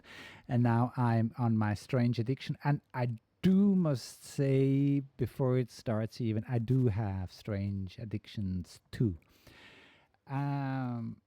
Because I don't know what is strange on it, but to me, strange on it is that I cannot control my addictions. So, of course, it's not an addiction when I can control it. Then it's not an addiction anymore. But the thing is with addictions is I do know they are not so good, and therefore I would like to control them, but I can't. So this is really strange. Anyway, I don't know where Billie goes with it, and we will find out right now. So I am turning off my mic as usual, and then we start the song. My Strange Addiction, Billie Eilish. Yes. It's for me a great day, because I can listen to the whole album and talk to it and make reactions. Finally, again, after such a long time, I am back here. It just feels great. Thank you, you're here too. Let's go. No, Billie, I haven't done that dance since my wife died. There's a whole crowd of people out there who need to learn how to do the scarn. Don't ask questions you don't wanna know. Learn my lesson way too long ago. To be talking to you, Belladonna. Should've taken a break, not an Oxford comma. Take what I want when I want it, and I want you. Bad, bad news. One of us is gonna lose. I'm the powder, you're the fuse. Just add some friction. You You are my strange addiction. My doctors can't explain my symptoms or my pain, but you are my strange addiction. I'm really sorry. I think I was just relieved to see that Michael Scarn got his confidence back. Yeah, Michael, the movie's amazing. It's like one of the best movies I've ever seen in my life. Deadly fever, please don't ever break. Be my reliever, 'cause I don't self-medicate. And it burns like a gin and I like it. Put your lips on my skin and you might ignite it. Hurts but I know how to hide it. Kinda like it. Bad news, one of us is gonna lose. I'm the powder, you're the fuse. Just add some friction. You are my strange addiction.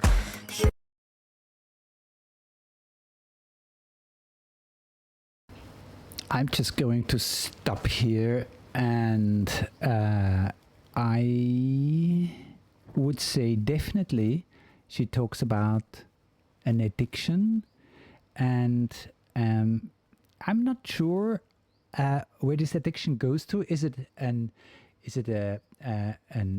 do you call it? Like, is it a person, or is it something she takes, like a drug or something like that? And she is, there was this in the beginning, I just go back to see, I want to see that line again. How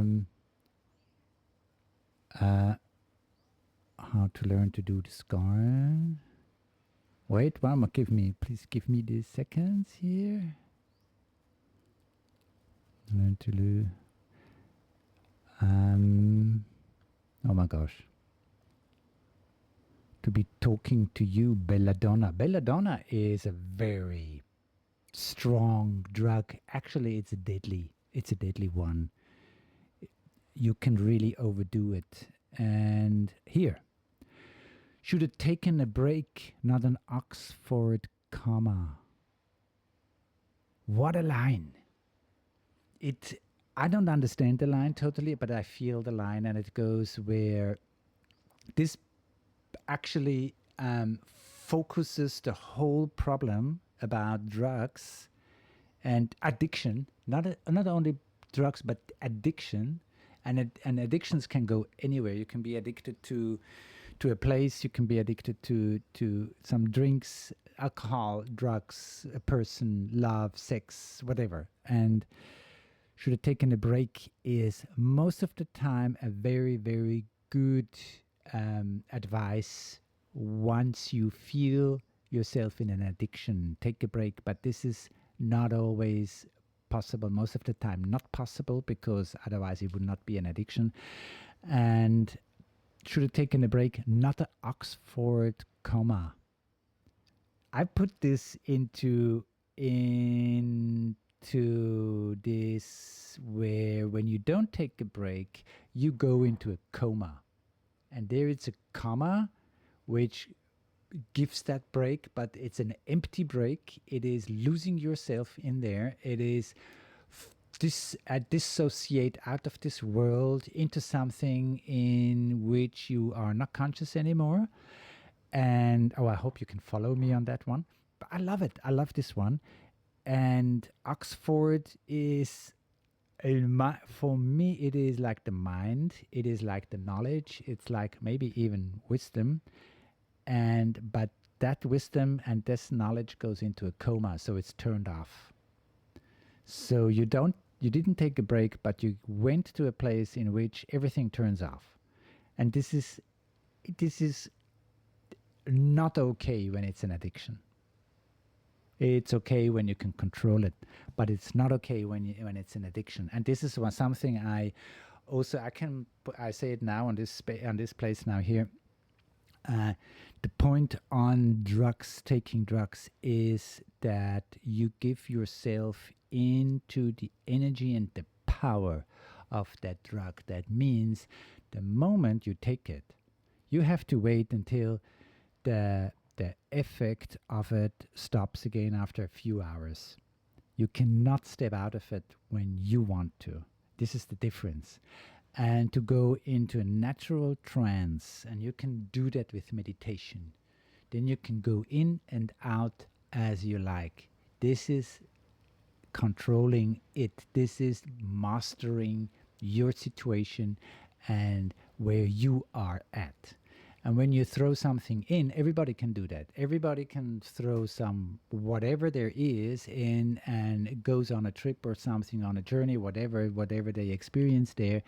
But it is not anymore their choice. It's also not their choice when it ends. They have to wait until the substance ends its effect in your body. This is giving yourself away. This is, I don't know what that is, but this is not a conscious experience. So this is my meaning to it, and I don't want to teach too much here, but this is what that line brought me to. And now I don't know where we stopped. Doesn't matter. You are my strange addiction. I think here we are quite on a good place to go on. So, and I see that it is loading. I hope I still have connection. I should have connection. Let's just go.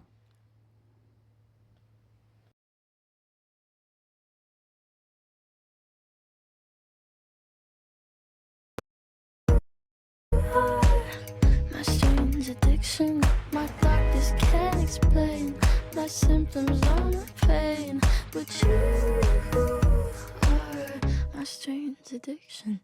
I'm really, really sorry. I think I was just relieved to see that Michael Scott got his confidence back. Yeah, Michael, the movie's amazing. It's like one of the best movies I've ever seen in my life. Deadly fever, please don't ever break. Be my reliever, 'cause I don't self-medicate. And it burns like a gin and I like it. Put your lips on my skin and you might ignite it. Hurts but I know how to hide it. Kinda like it. Bad, bad news. Okay, sorry, I'm really complicated on my way here, but the technical situation here does not allow me to work as I can do at home. And yes, I know you understand and you take it, and yeah. So bad news. One of us is gonna lose. Yeah. And I still don't know if this addiction goes to a person or to a substance. It is really hard to figure that out for me now here. Maybe the solution comes later, but actually also it's not so important what it is, because addiction is addiction, and addiction is a power which takes over you. And yeah, one of us is going to lose, either the addiction or you. There are people in which, like, actually their addiction to, even to persons and substances, they lose in there. They actually also can lose their lives. So it is bad news because there are no winners. There are, well, if you get over it and you can step out of it, then you're a winner. That's true. That's true. Good. So let's go on. And it is what it also points out to me now, all the lyrics and everything. And I go back here again because there were quite a few really interesting lines. Hurts, but I know how to hide it, kinda like it.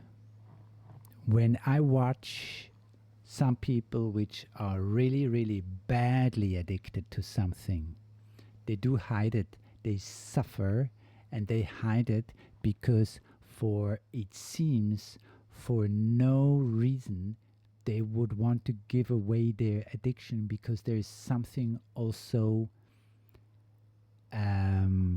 really has a grip on them and they cannot let it go. And it is like, sometimes I think like it's making their identity. They get their identity out of their addiction. For example, the addiction is that you are constantly always in a toxic relationship. So who would want a toxic relationship the whole time or repeatedly? If not, that you are addicted to that point in which you can be the victim. And as a victim, you get attention. And this attention is what you are addicted to. So that's why you do things to cry out. Actually, you're calling for help. And it is not like, help me out of my addiction, help me out of my toxic relationship, help me out of whatever there is, like drug abuse and things like that, but also to see me and get me to the point on which I can manage and handle these things. Even if I am in a toxic situation, or if I am addicted to a substance, give me this help. And that's the cry. Give me this help to handle it. Don't take it away from me or separate me from all these things. To tell people, just get out of this relationship and just forget this person who is so toxic to you and get out of it does not really help. It needs to adjust something in the inside, which makes the victim back to having the strength and the power to care for itself. And this is what I hear here also. Hurts, but I know how to hide it. And so this hiding keeps her there where she is. That's it. But also, the song is here, the words are here, the lyrics are here. The only thing is, with that scarn, I cannot put that scarn, that dance, and that person in that dance together with this song. I must admit, I lose that one. I'm going to be really happy if I get in the comments some solutions for that one. But if I keep it out, this song is really great, going straight to the heart of addictions. Great. I love it. Great. Let's go from here on again. But I know how to hide it. Kinda like it.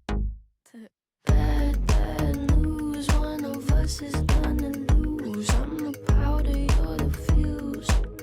Just add some friction. You are my strange addiction. You are my strange addiction. My doctors can't explain my symptoms or my pain, but you are my strange addiction.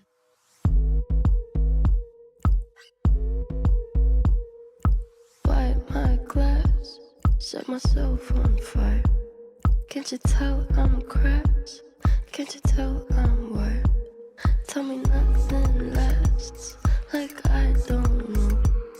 You could kiss my ass, skin about my motto. You should enter it in festivals. Or carnivals. Well, that's a pretty good reaction. Pretty cool. Right? You are my strange addiction. You are my strange addiction. My doctors can't explain my symptoms or my pain, but you are my strange addiction. Did you like it? Did you like that? Which part?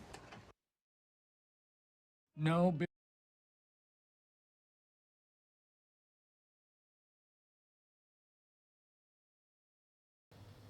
Great song. Just great song. And it is also what I realized now towards the end is how it suddenly came.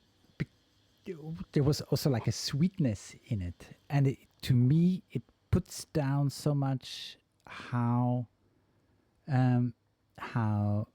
big the levels, how can I say that? All the possibilities of addiction. There are also kind of good addictions, like my addiction to do reactions. I felt quite bad for a while because I didn't do reactions. It really I was really missing it, and something in myself said, just do it, whatever and don't care for the quality or what it is. But I at the same time, that is also addiction. At the same time, I just don't want to just do something so I can deliver something. I want to be in it. I want to feel it. I want to open up in it and give you a certain quality which is okay to listen to. And the circumstances here are really, really, really bad. But one could say it is my addiction to do these reactions. And I say it's my love to do these reactions. But I could not just only step out. So there is this taste of addiction in it. And I would say maybe this is the positive side of an addiction.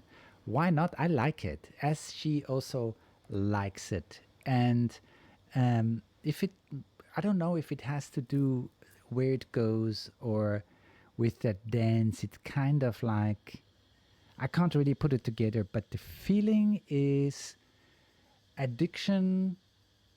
You can control it, and you can kill yourself in it. You can totally lose yourself in it. You can also put it in a form in which you can be very creative. So I even dare to say that there is some addiction energy in Billie which keeps her making these songs. There is an energy in her, a spirit in her which keeps her doing these songs, and Phineas must have the same, and that they match is our luck. My strange addiction. Addictions are sweet. That's why you keep them up. You don't take breaks, and you rather go into an Oxford comma. And although you know you should take a break, although you know it can go dangerous, because she also mentioned belladonna, and still it is not just because addictions are only bad, it's also because they can be quite sweet too, or you think they are quite sweet, and that's why you don't get out of them. I stay with it. When you cannot control it, something, then you're addicted. If you can control it a little bit and you feel that that it opens your heart, that it opens your connections, that you can stay to reality and the world, then go with your addiction. Cool. My batteries are down again on the computer. I need to fill them up, and then we go on with the next song, which is What Does My Paper Say? You know it already, of course, what the next one is. And AMI's range, Bury a Friend. Second reaction from me, Bury a Friend. A very deep going song. I'm looking forward to do that one again. Thank you for being here. Yeah, this is another second reaction, and I'm really looking forward for this one, because the first time I did Bury a Friend, the first reaction, after I listened to this song quite often again, it is a complex song. I haven't really figured it out yet, also into the depths. All I know, I did research. All I know is that Billie was also talking about her own demons. There are her own demons also showing up. And to me, it still stays. And that is what Billie also mentioned here and there in interviews. It's also about facing yourself fully in the full truth and honesty there is. And of course, it is not always beautiful what we see when we really face ourselves. The worst enemy are we to us ourselves. The worst demons also. And it is amazing that Billie made a song like that and a video like that. And it's a disturbing one. And so many times I watched it and I never really felt comfortable watching it. Never. But this is how it is when you start to really deeply explore yourself. Let's go. Bury a friend, Billie Eilish. Yeah.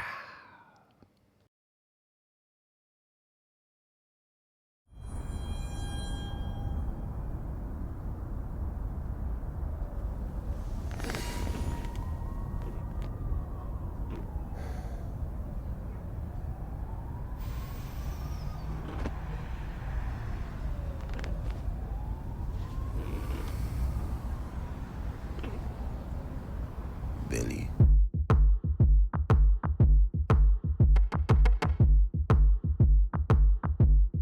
What do you want from me? Why don't you run from me? What are you wondering? What do you know? Why aren't you scared of me? Why do you care for me? When we all fall asleep, where do we go? Okay, the title of the album is showing up here the first time. And when we all fall asleep, where do we go? Where do we go? Do we go into the land also? Do we go also into the land of the demons? Where do we go? Who? And if we go to the land of the demons, whose demons are these? What is happening when we go to sleep? Do we go deep in our subconsciousness? Do we go deep in our soul? Do we? These are the questions I cannot answer.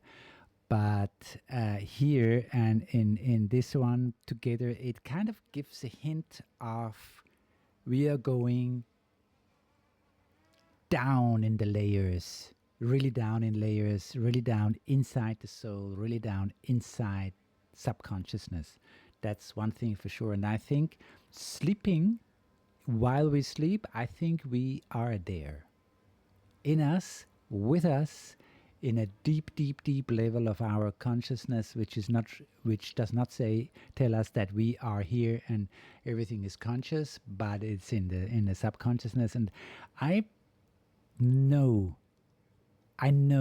that's the place where demons are, if they are. That's where they are. At least psychology says that. So let's go on. And now I get the connection to the album with this line. I go back a bit, and then we see the next ones here.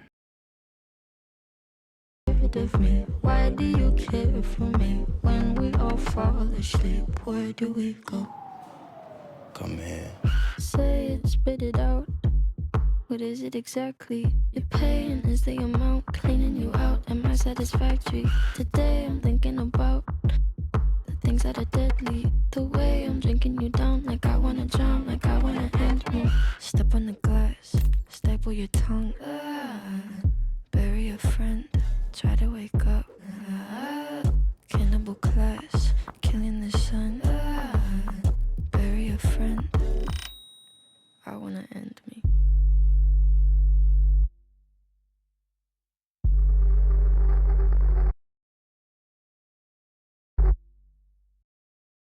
I wanna end. Okay, sorry for my misclicks, clicking again, passing the right click. Sorry. Anyway, yes, I wanna end me. This is like, I'm not sure if this is like suicidal. I read a lot also in meanings and explanations that she's talking about suicide. I don't think it goes there, because it is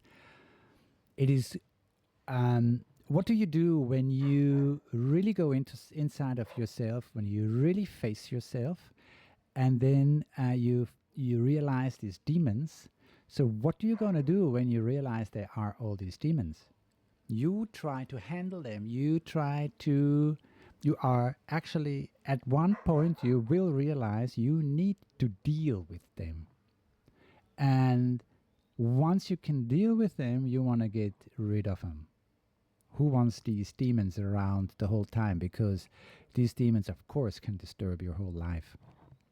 And or have a certain impact in your life, which keeps you from having a real, good, true, free choice.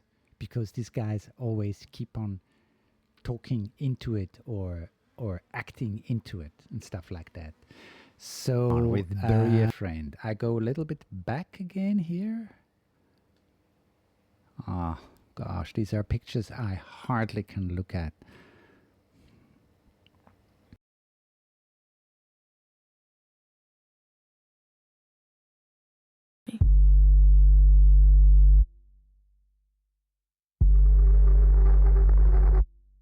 I wanna end me.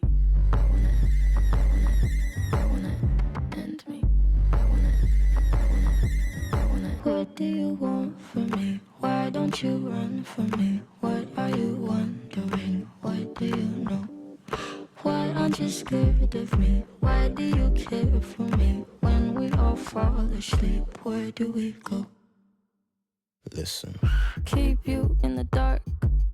What had you expected? Me to make you my art and make you a star and get you connected. I'll meet you in the park. I'll be calm and collected. But we knew right from the start that you'd fall apart, cause I'm too expensive. Your talk would be something that shouldn't be said out loud. Honestly, I thought that I would be dead by now. Calling security, keeping my head held down. Bury the hatchet or bury your friend right now. The debt I owe, gotta sell my soul, cause I can't say no, no, I can't say no. Then my limbs are frozen, my eyes won't close, and I can't say no, I can't say no. Careful. Step on the glass, staple your tongue, bury a friend, try to wake up, cannibal class, killing the sun, bury a friend. I wanna end me.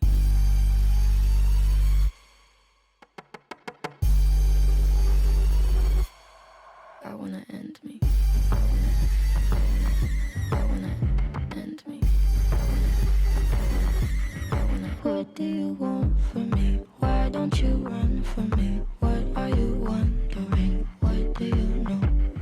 Why aren't you scared of me? Why do you care for me? When we all fall asleep, where do we go?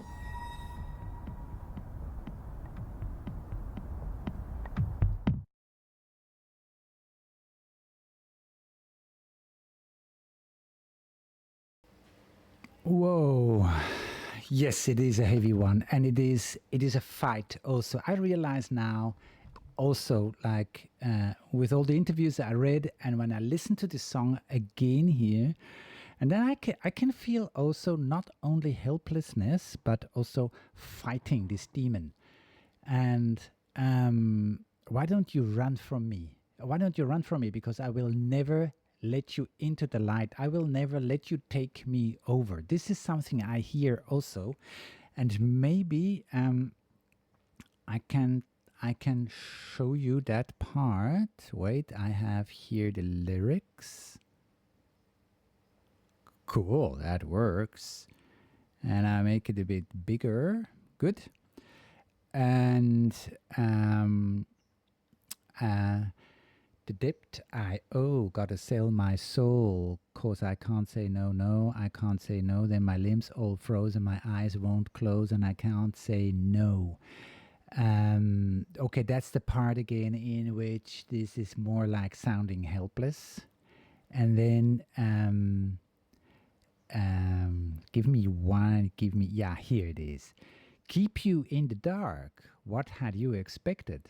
Of course I keep you in the dark. I don't want you around. And this is a certain energy, a certain ability we also have to cover it up and keep it underground. And we can know the demon, and we can also actually deal with it or fight with it as she does it here. It sounds weird because we are not total helpless towards these demons. And keep you in the dark. What had you expected? Me to make you my art and make you a star and get you connected? No way. She won't do that. So there is also her strength and her power against this demon, which actually also opens up the door that we do have these demons, we do have forces in our subconsciousness, but we always have a choice that we go and face these demons, and we always have a choice what to do with them. We are not totally helpless, even though they are super scary. And the more we don't want them in our lives, the more we push them away. Actually, the more we unconsciously push them away, the harder they come back. But if you bring it into consciousness and you face it, and you go there where you say, this is also a part of me, and I'm going to deal with it, then the whole game changes. And I'll meet you in the park. I understood also a little bit at first that before I'll meet you in the dark, I'll be calm and collected. This is like this is like a promise not to be aggressive. And I really turn it around here. That's what she is saying to herself, to her demon in herself. And this is a strong point of view. I love it. I don't know if that was the intention of Billie, but I can feel it in here. And I also feel that Billie, the way Billie goes to these places, she does have the magic to deal with these places. Otherwise, she could not go there, or she would not write. Of course, yes, together with Phineas, but also she would not write and not have this amazing feeling to sing her songs about topics like that as she does. It's just great. It's just great. Cool. I think I said everything about this here. And I love this song. And I am totally happy. We can go on. Oh, this is great. It never ends. It never ends. 14 songs, actually 13 songs, I think. And I never know if this first part, does that count as a song or something? I don't know. Anyway, it's cool. The next one is Illomilo. Also second reaction. I also want to go there. I was reading some things about it, but let's give it a new chance, a new way of looking at it. And I'm so surprised because by now on each one of them I found new things, even if it was second reaction. See you in a second. Maybe no, I think the batteries are okay, so I go for Illomilo. 1 second. No, I stop quickly and then I'm back with the next one. Yeah. Illomilo. Illomilo seems to be some series, a cartoon, something which was with Billie quite for a while. And I looked into that for a few scenes, and it is very touching there also. And now I go again into this song, and I don't know, I love this song, and it, as far as I remember, it just touched me really deep also. And I don't know, I want to listen in it, and I also want to enjoy it. I want to enjoy this song with all you guys. So let's go just in there, and maybe I find something new, maybe not. It is nice to just enjoy with Billie Eilish and her songs too sometimes. Let's go.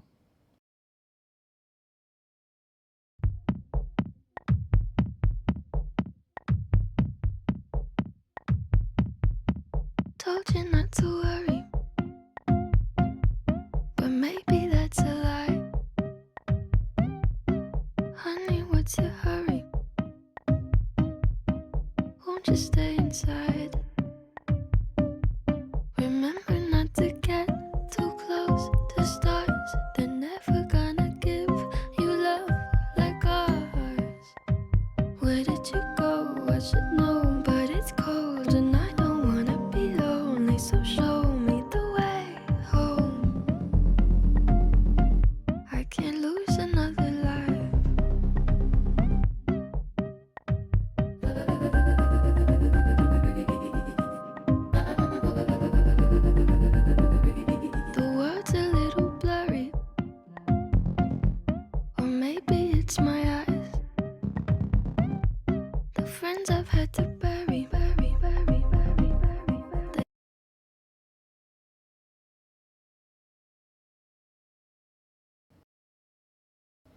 Okay, sorry, I'm clicking sometimes the wrong buttons and then the whole thing changes here.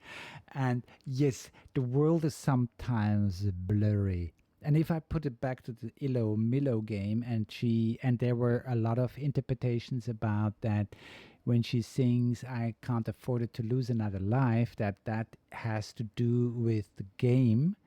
And I'm not sure. I am not sure if it's that I can't afford to lose another life is, to me, sometimes I realize that life can be a whole series of different lives. We go through different stages in our lives, and you could actually, or you can actually have all these chapters. So even childhood is already a life. And then from there, you leave childhood back and you become a young adult. And this is also an own life which does not which is not comparable to when you were a child. And then you become another adult, and then you go into age. And all these things are new lives. And also with relationships, relationships can be one whole life, and it doesn't really matter how old the relationship is or how long you are together.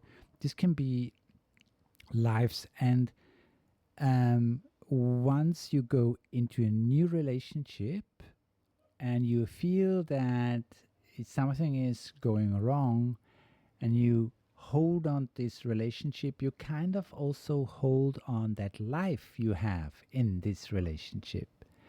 And then it can get also a little bit blurry. And maybe I can imagine that when you game a long time and the eyes getting tired, it is like also when you read a book, and after when you really get tired and the letters start to dance and you just have no idea what you're reading. The same with games. Also, I had that sometimes when I realized my system is not here anymore to play that game. It's just all blurry.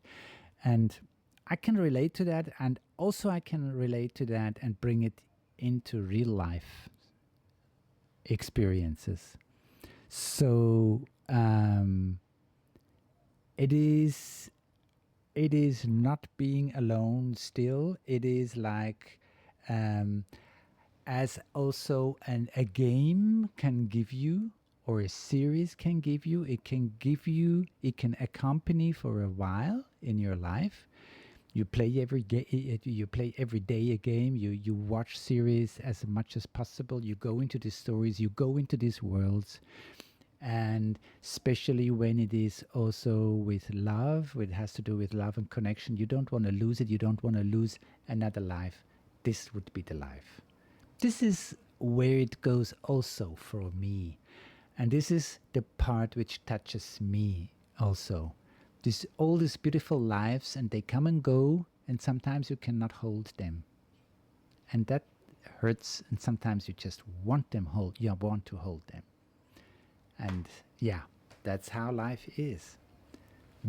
Billy is just right in the heart of life. I can't put it in other words.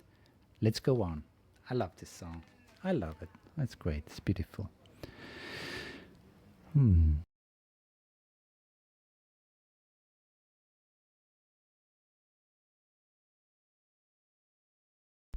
The friends I've had to bury, they keep me up at night. Said I couldn't love someone, 'cause I might break. If you're gonna die, not by mistake. So where did you go? I should know, but it's cold and I don't wanna be lonely. So tell me you come home, even if it's just a lie.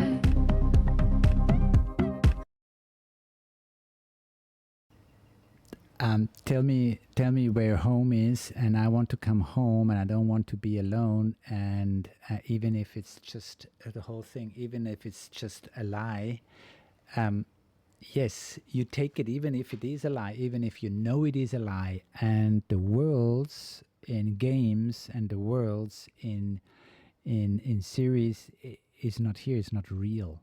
They are actually known lies. They are not lying, but these worlds are not existing, which is kind of like a lie. And as far as I know, that Billy also has a very, very young experiences already with worlds like that, movie, her in her career also. So there is something relating to there, and that this mixture of all these things can be blurry and also can be a home. I remember coming home and just want to do one thing, to play my newest games I had. And it was just like coming home. And I felt home the moment I would sit down and watch a series I love or play a game I love. And they came and went. But for the moment they were home, or I really felt like home. And sometimes I took these games also with me to work and would play sometimes in between, like kind of bringing my home also to work. I don't want to go too far here, but these are all the worlds which Billy opens up. And yeah, cool. Let's go. Let's go and enjoy this song more. Oh, great.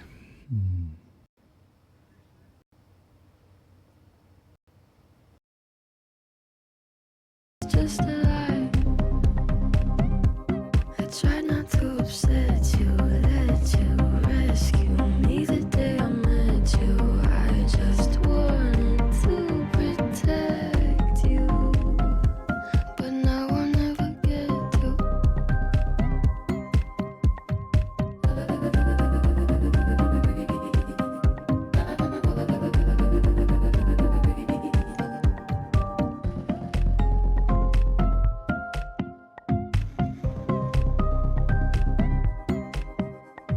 Where did you go? I should know, but it's cold and I don't wanna be lonely. Was hoping you'd come home. I don't care if it's a lie.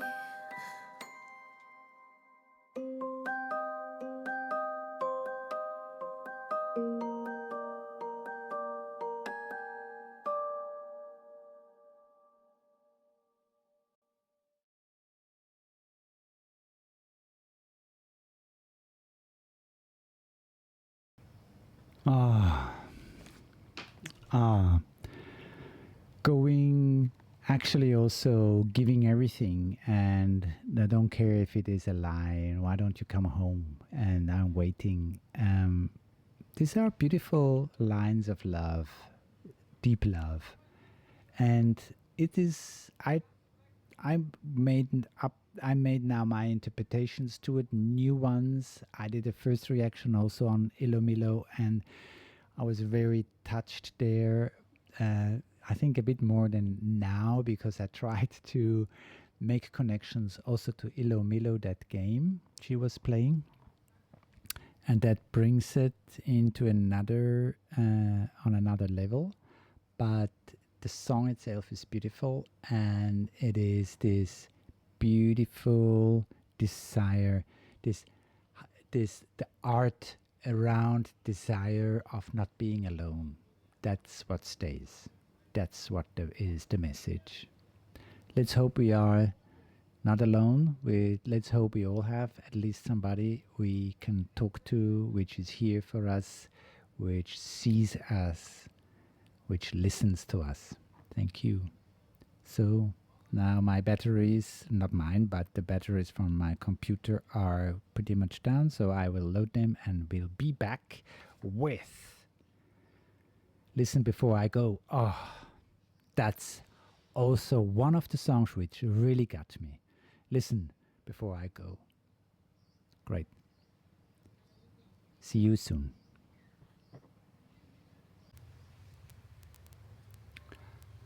Billie Eilish, Listen Before I Go.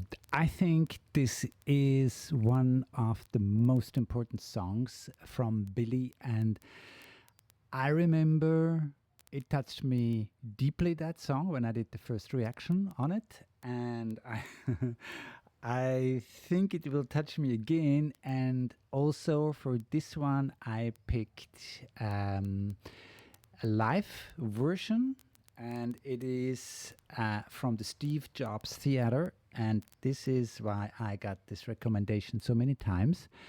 People repeatedly asked me to do a reaction on that one. So for here, because I did the first reaction on another video, for here I picked this one with Billie Eilish and Phineas and Listen Before I Go.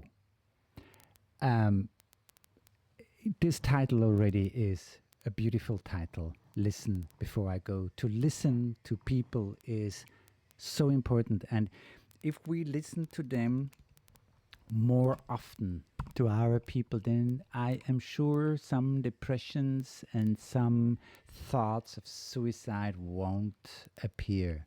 Listening is maybe one of the most important healing sessions you can give to somebody. Really listen. So, and now we go and listen to Billie Eilish before she goes. I say that later. Let's go. Let's start with it. I will turn off again my microphone.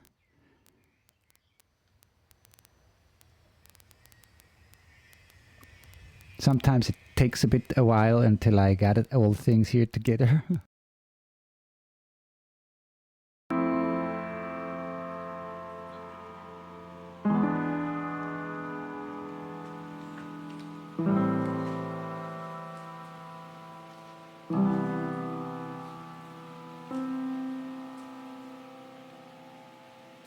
Take me to the rooftop. I wanna see the world when I stop breathing. Turn blue. Tell me love is endless. Don't be so pretentious. Leave me like you do. If you need me, you wanna see me, you better hurry, 'cause I'm leaving soon.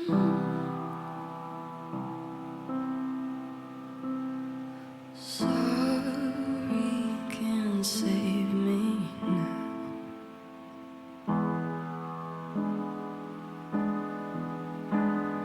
Sorry, I don't know how.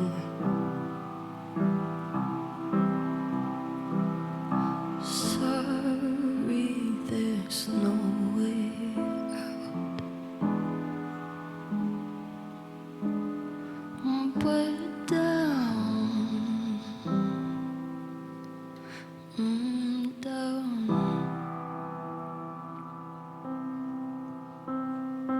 Taste me, the salty tears on my cheek. That's what a year-long headache does to you. I'm not okay. I feel so scattered. Don't say I'm all that matters. Leave me. Deja vu. If you need me, wanna see me, you better hurry, 'cause I'm leaving soon. Sorry can't save me now. Sorry, I don't know how.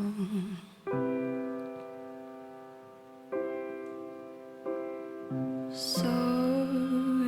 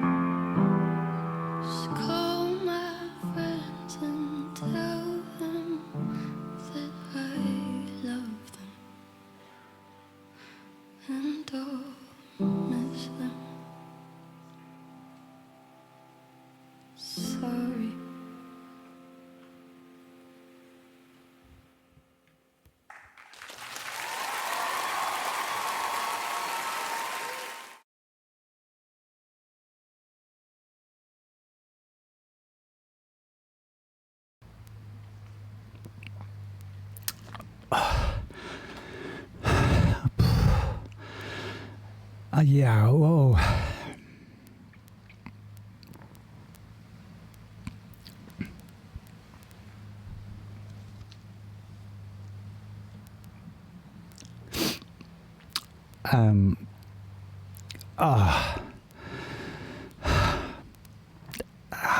I, it's again that moment in which I just don't have any words for just right listening after such a beautiful art piece.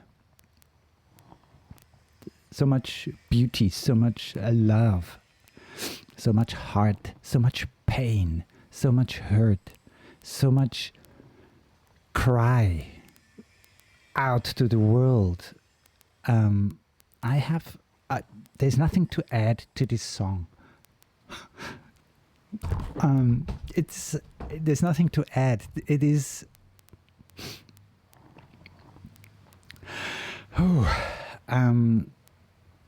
it is, I know I had these situations. I had these situations where it was the sweetest solution to go. The sweetest solution. It was a call. It was the right thing to do, although I love this world, I love my friends, I love all the people, and there are people around which really truly love me too. And still this moment can come up, especially when it goes around love, when it depends, when it touches love, and when it touches the heart. Nothing ever hurt me as much as when I was hurt in my heart, in my love, and in my being. And these three things, and in my connection. When I connect to somebody, and connection is so deeply woven with love. It is love. And then to get hurt in this connection, get hurt in this openness, get hurt in this vulnerable feeling inside there. This is maybe, to me, it was always the deepest pain, the deepest wounds ever. I don't think you can hurt anyone deeper than through love. And it is also kind of in this song here, and I could go back in the lyrics and find, sorry, I don't know how. This is so, there is a place where I experienced, I do kind of feel sorry, but I don't know how. I don't know how to feel that. I don't know how to bring it out. I don't know how to excuse other people or forgive them or transform whatever there happened.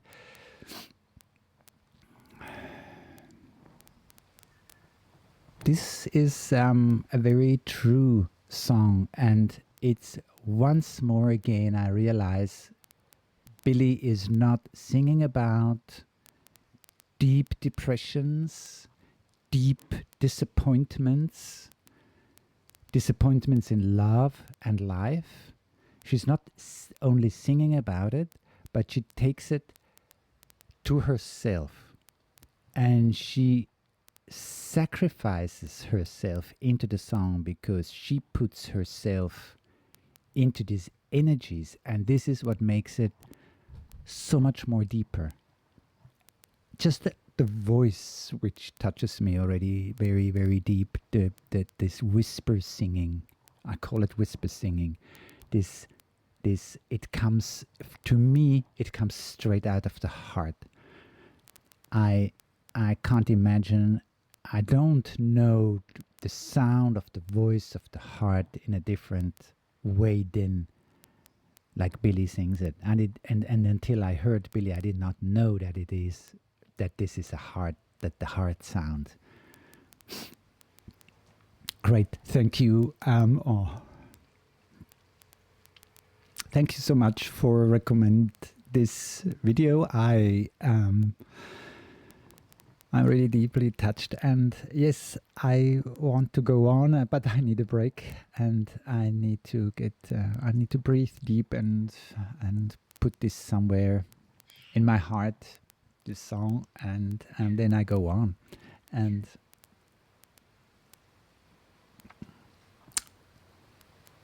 thank you for being here. Thank you, Billie. Thank you that I can have such beautiful experiences. I feel my love. I totally feel my love. And I think this is the gift of that song. To feel myself and feel my love. And to know I'm not alone. This is Billie's magic. Thank you.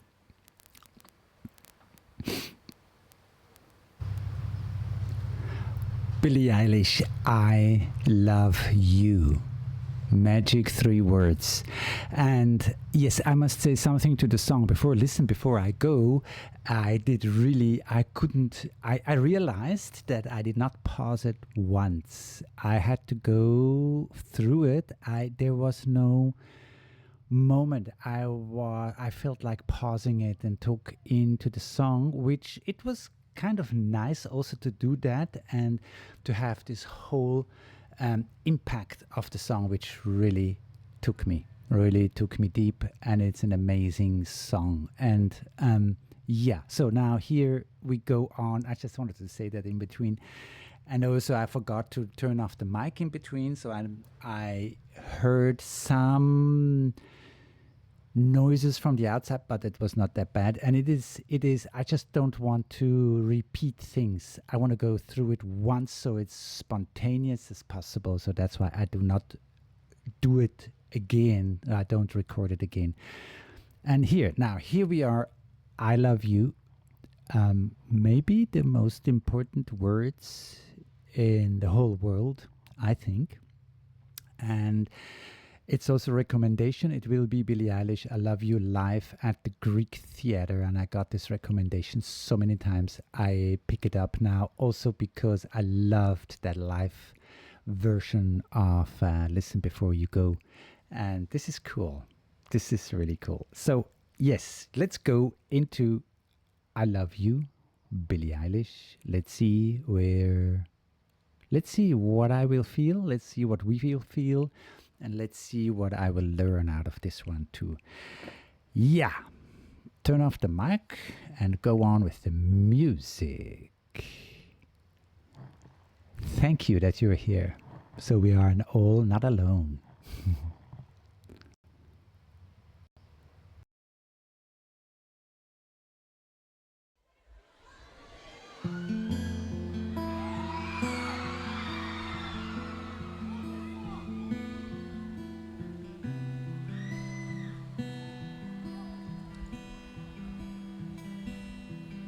It's not true. Tell me I've been lied to.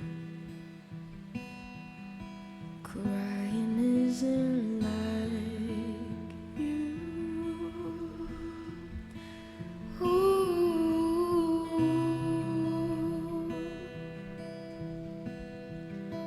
What the hell did I do? Never been the type to let someone see right through. Ooh.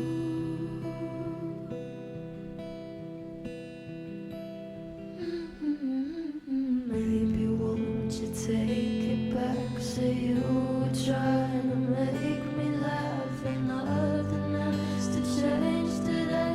You didn't mean to say I love you.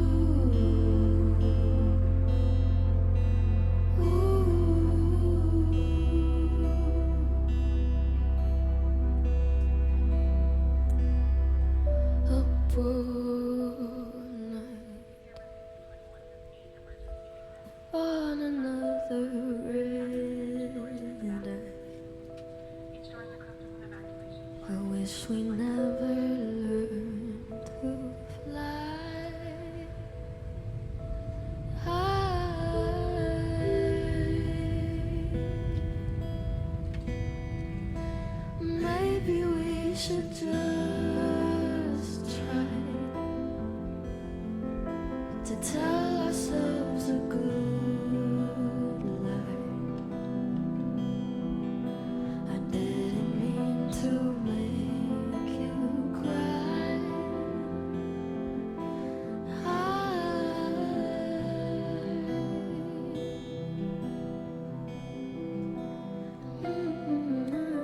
Maybe won't you take it back? Say you were trying to make me laugh another night. The church today, you didn't mean to say I love you.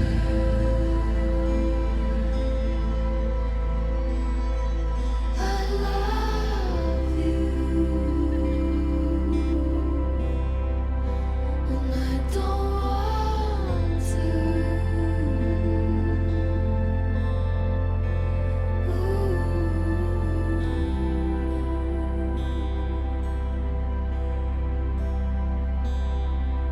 The smile that you gave me, even when you felt like dying.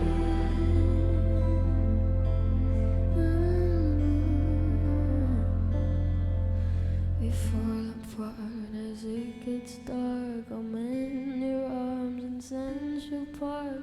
There's nothing you could do or say. I can't escape the way I love you, and I don't want to, but I love you.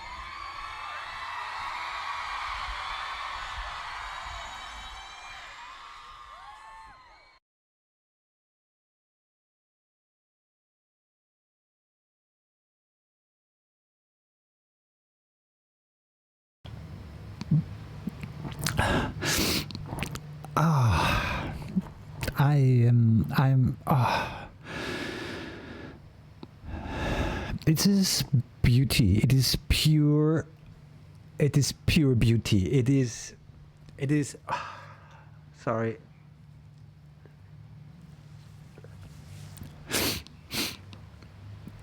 I'm sorry. It is pure beauty. It is. What a love song. Maybe the strongest I ever heard. Oh, I think I said that so many times about Billie's songs already, and I try to go into the feelings I had one after the other one, and it's like, gosh, like a line like, I wish we never learned to fly. And how many times I jumped into a love and I opened up to love and I was flying. I was in bliss. I was in a perfect world. And then there was a landing and there was something coming in which just destroyed the whole thing. Whatever it was, it doesn't really matter. But it took this flight away, and so many times I wished I wouldn't have learned to fly, and I wished we wouldn't have learned to fly, the two of us, because sometimes it's not only the partner, it can be so many things which can disturb a love, but the love does not let disturb itself. So this is what comes into this song. It is this pull and push.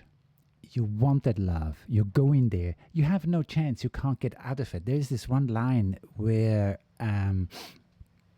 wait, I can bring it in here. So I hope you see it. I should make it actually bigger, but I hope you can see it. And I wish we never learned to fly. Maybe we should just try to tell ourselves a good lie. Didn't mean to make you cry. Yes, sometimes to avoid going too deep, as a lie is better sometimes, or it feels kind of better, or is kind of like a shortcut solution, something which is really not staying, because what repeats in this song to me, and what is the main line, the main energy in this song is, you can't push love away once it hit you. Love is love, and it comes and it does not ask, is it okay and is it right, and can I do something better, or is it something too much, or not too, or too less, and all that. It's just here. And another red eye, I came there, and also the Central Park gave me pictures of. It remembered me on a relationship, and that relationship lasted one night. And this one night was a whole life. And it was a red eye because we stayed up all night, and we knew it's the only night we have. We knew it. And I have somehow the feeling that she sings exactly about that. This, when you realize that it is love, it is deep, it's the full heart, and it will not last the whole life. We knew it's one night, and we loved each other truly. And her words, and the way she sings it, and the way she sits next to her brother in that bed, just brings me there. And I understand more and more where Billie gives us all this key into our hands to open rooms in deep in our soul, in our heart, and open rooms. And these are very individual rooms. These are own rooms we made experiencing life. And she gives us a key to go into these rooms and feel it again, and work it up again, and process it again, and find solace in there, find love in there. And I don't feel anymore like going into what each word might mean, the whole meaning of this song. The feeling in the song is so enough. It is the right thing. The words help a bit, but the energy in it that's the art. That's the beauty. That's the amazing magic of Billie Eilish, and I'm so thankful for that. And I never thought that. Maybe sounds weird. I'm an elder, and here comes this young, beautiful soul and opens doors in me. I never thought anyone can open them. She does. And I'm really thankful for that. And it is not that Billie is a savior or a healer for, she is in one way a healer for all of us, but she's the key bringer. She brings you the key to explore yourself, to get to know yourself. Oh gosh, I have to stop here.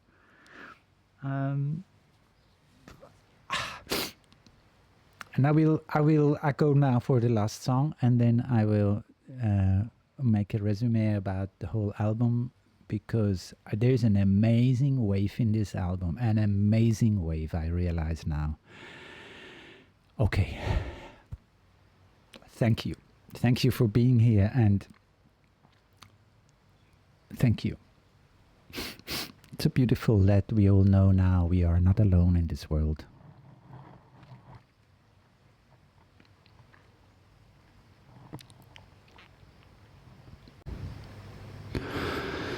Whoa. Yes, I was planning to go from one song to the next, but it was impossible for me. I needed a break between the most songs. So also after I Love You, wow, what a deep song. And I feel like there will be more words to this album, but I want to finish the album first. And now comes the song Goodbye. which, yes, of course, all I can say about that, yeah, it's a first reaction, and it is the perfect title for the last song of an album. Although it gives me kind of like a weird feeling still, because there are actually a lot of kind of goodbyes, energies of goodbyes throughout the whole album, and very deep going, kind of goodbyes when you mainly start to see reality, when you start to see the heart of life, and when you realize that there are things which here and there need to go, and like bury a friend. And it's a friend, it's a part of your life, it's maybe it was a stage of your life, a part of your history, and sometimes you have to bury it. And I could say, yes, of course, at the end of an album there is the goodbye song, and I'm tempted to say that, yeah, it's a goodbye. So long. We see each other in the next album or something. I know Billie is not going there. I know there is something else in this song. So I am going to hear it now, right now, with you. Thank you for being here. And this is the last song. I'm a bit sad it's the last song, but I also know there are a lot more albums I will react on, and I can't wait for that too. So I'm really also happy I did this beautiful, amazing album so far. Let's go into Goodbye, Billie Eilish, on this great album. When we all fall asleep, where do we go? Great. Okay. Please.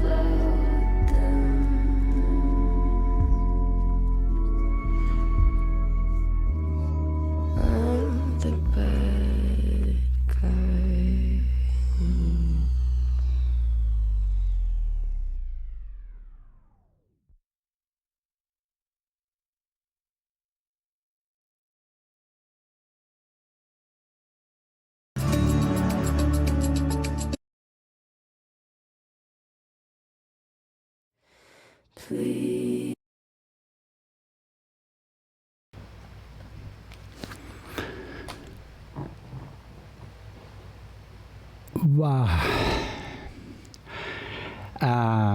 Whoa. I was before this song I was preparing to make a review on the album and get my thoughts to the album, and now she did it in this Goodbye. So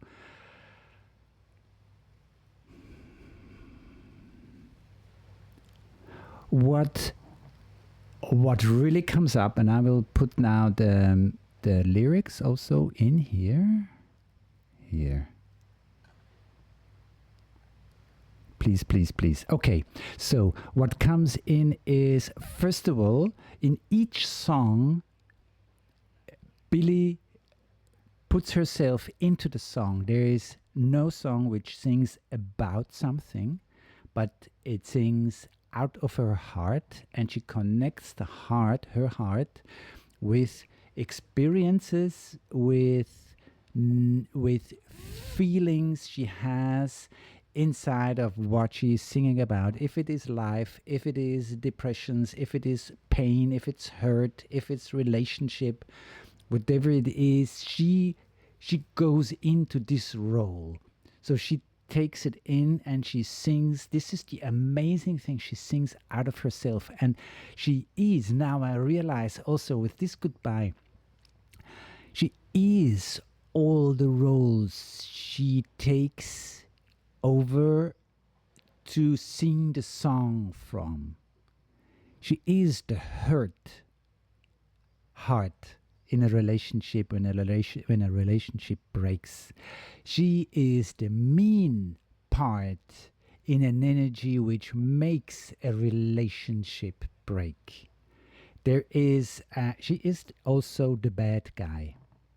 And she is also that one under the bed, and what do you want from me? So she goes with every line that goes into one of the songs and points out to me, this is like as Billie would work up again, as Billie would have laid out her being, her whole soul, her being, her everything which is in there, from the beautiful places inside of her, of love and bliss and joy and all that, and down to the really darkest sides. She made a layout and she is reflecting on that, and she goes into the real truth with this album. I'm tempted, I don't know if this comes there, but I am tempted to say, when she's asking, when we all fall asleep, where do we go? I'm tempting to give an answer, and the answer would be, we meet ourselves.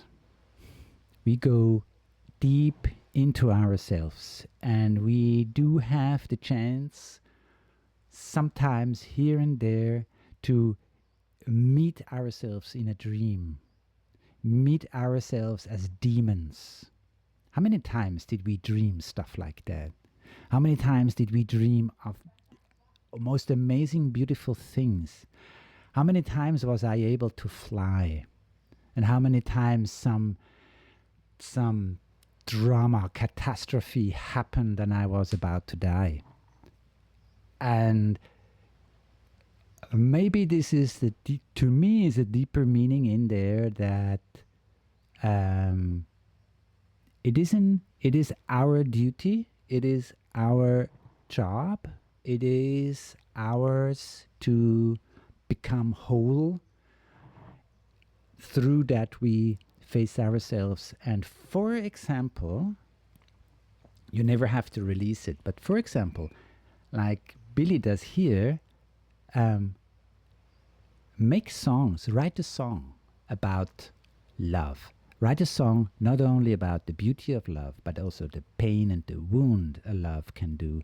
Write about the relationships you broke up, the relationships you treated your partner bad, and the ones where you were treated bad. Make an album and look at that.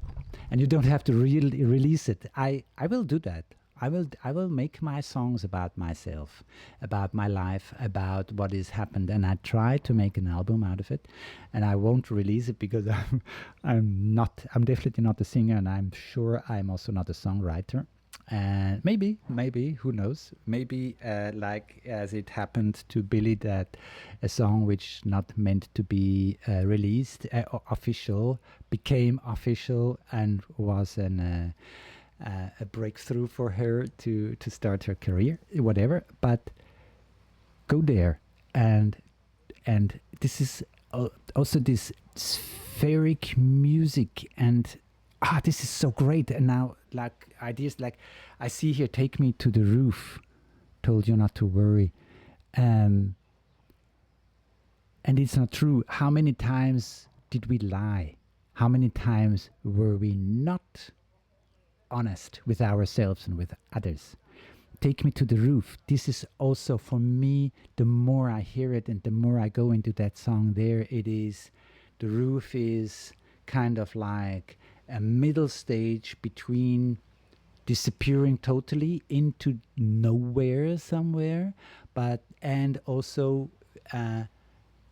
between the ground. So it's not grounded, it's not earth, it's not, the feet are not in the mud, and the soul is not yet left. So the roof is a middle place. It's far above the ground, but it's not still in the heaven. And this is kind of a middle place in which I hear Billie's cry. And I hear all of our cries there, for being heard, for being seen, for being felt. That's the place where we call from. And as I said before, it is so good to realize the bad guy in you and to go out there and knowing I am also a bad guy.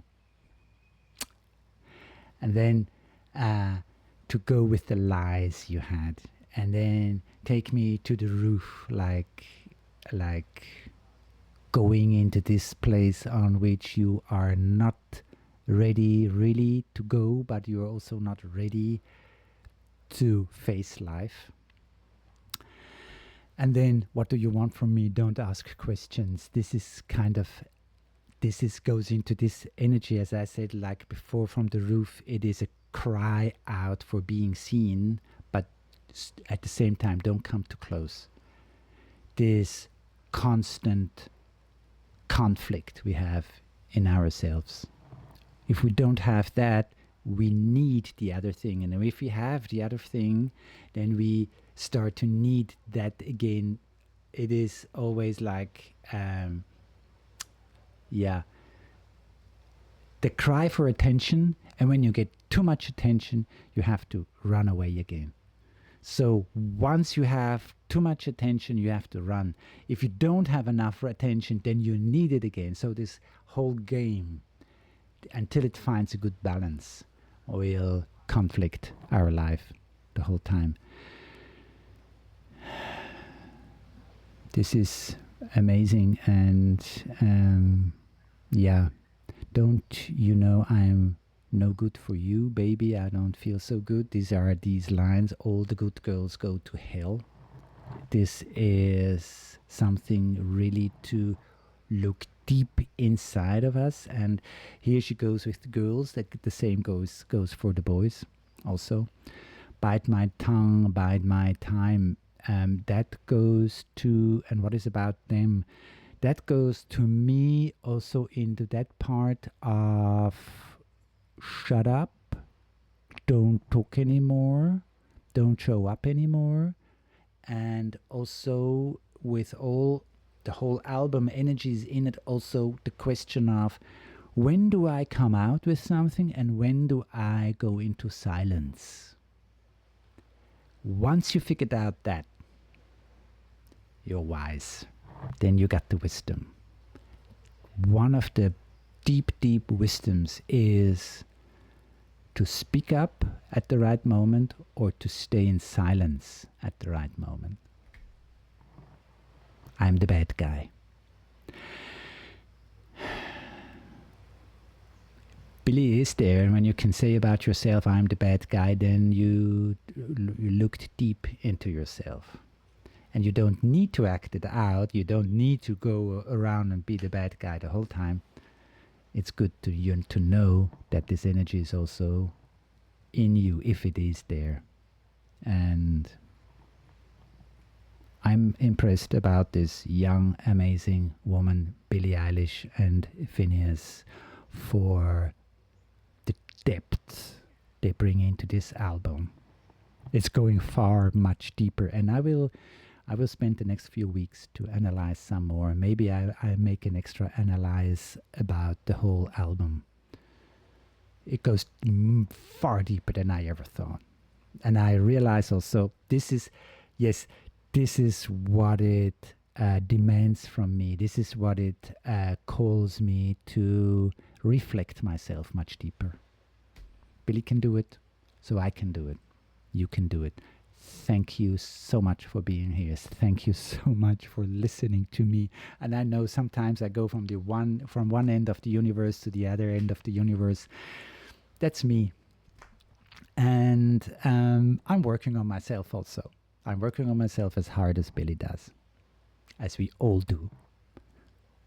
And you do because you're listening to her albums and you're listening to these songs and you are touched. So you are there working on yourself. This is beautiful.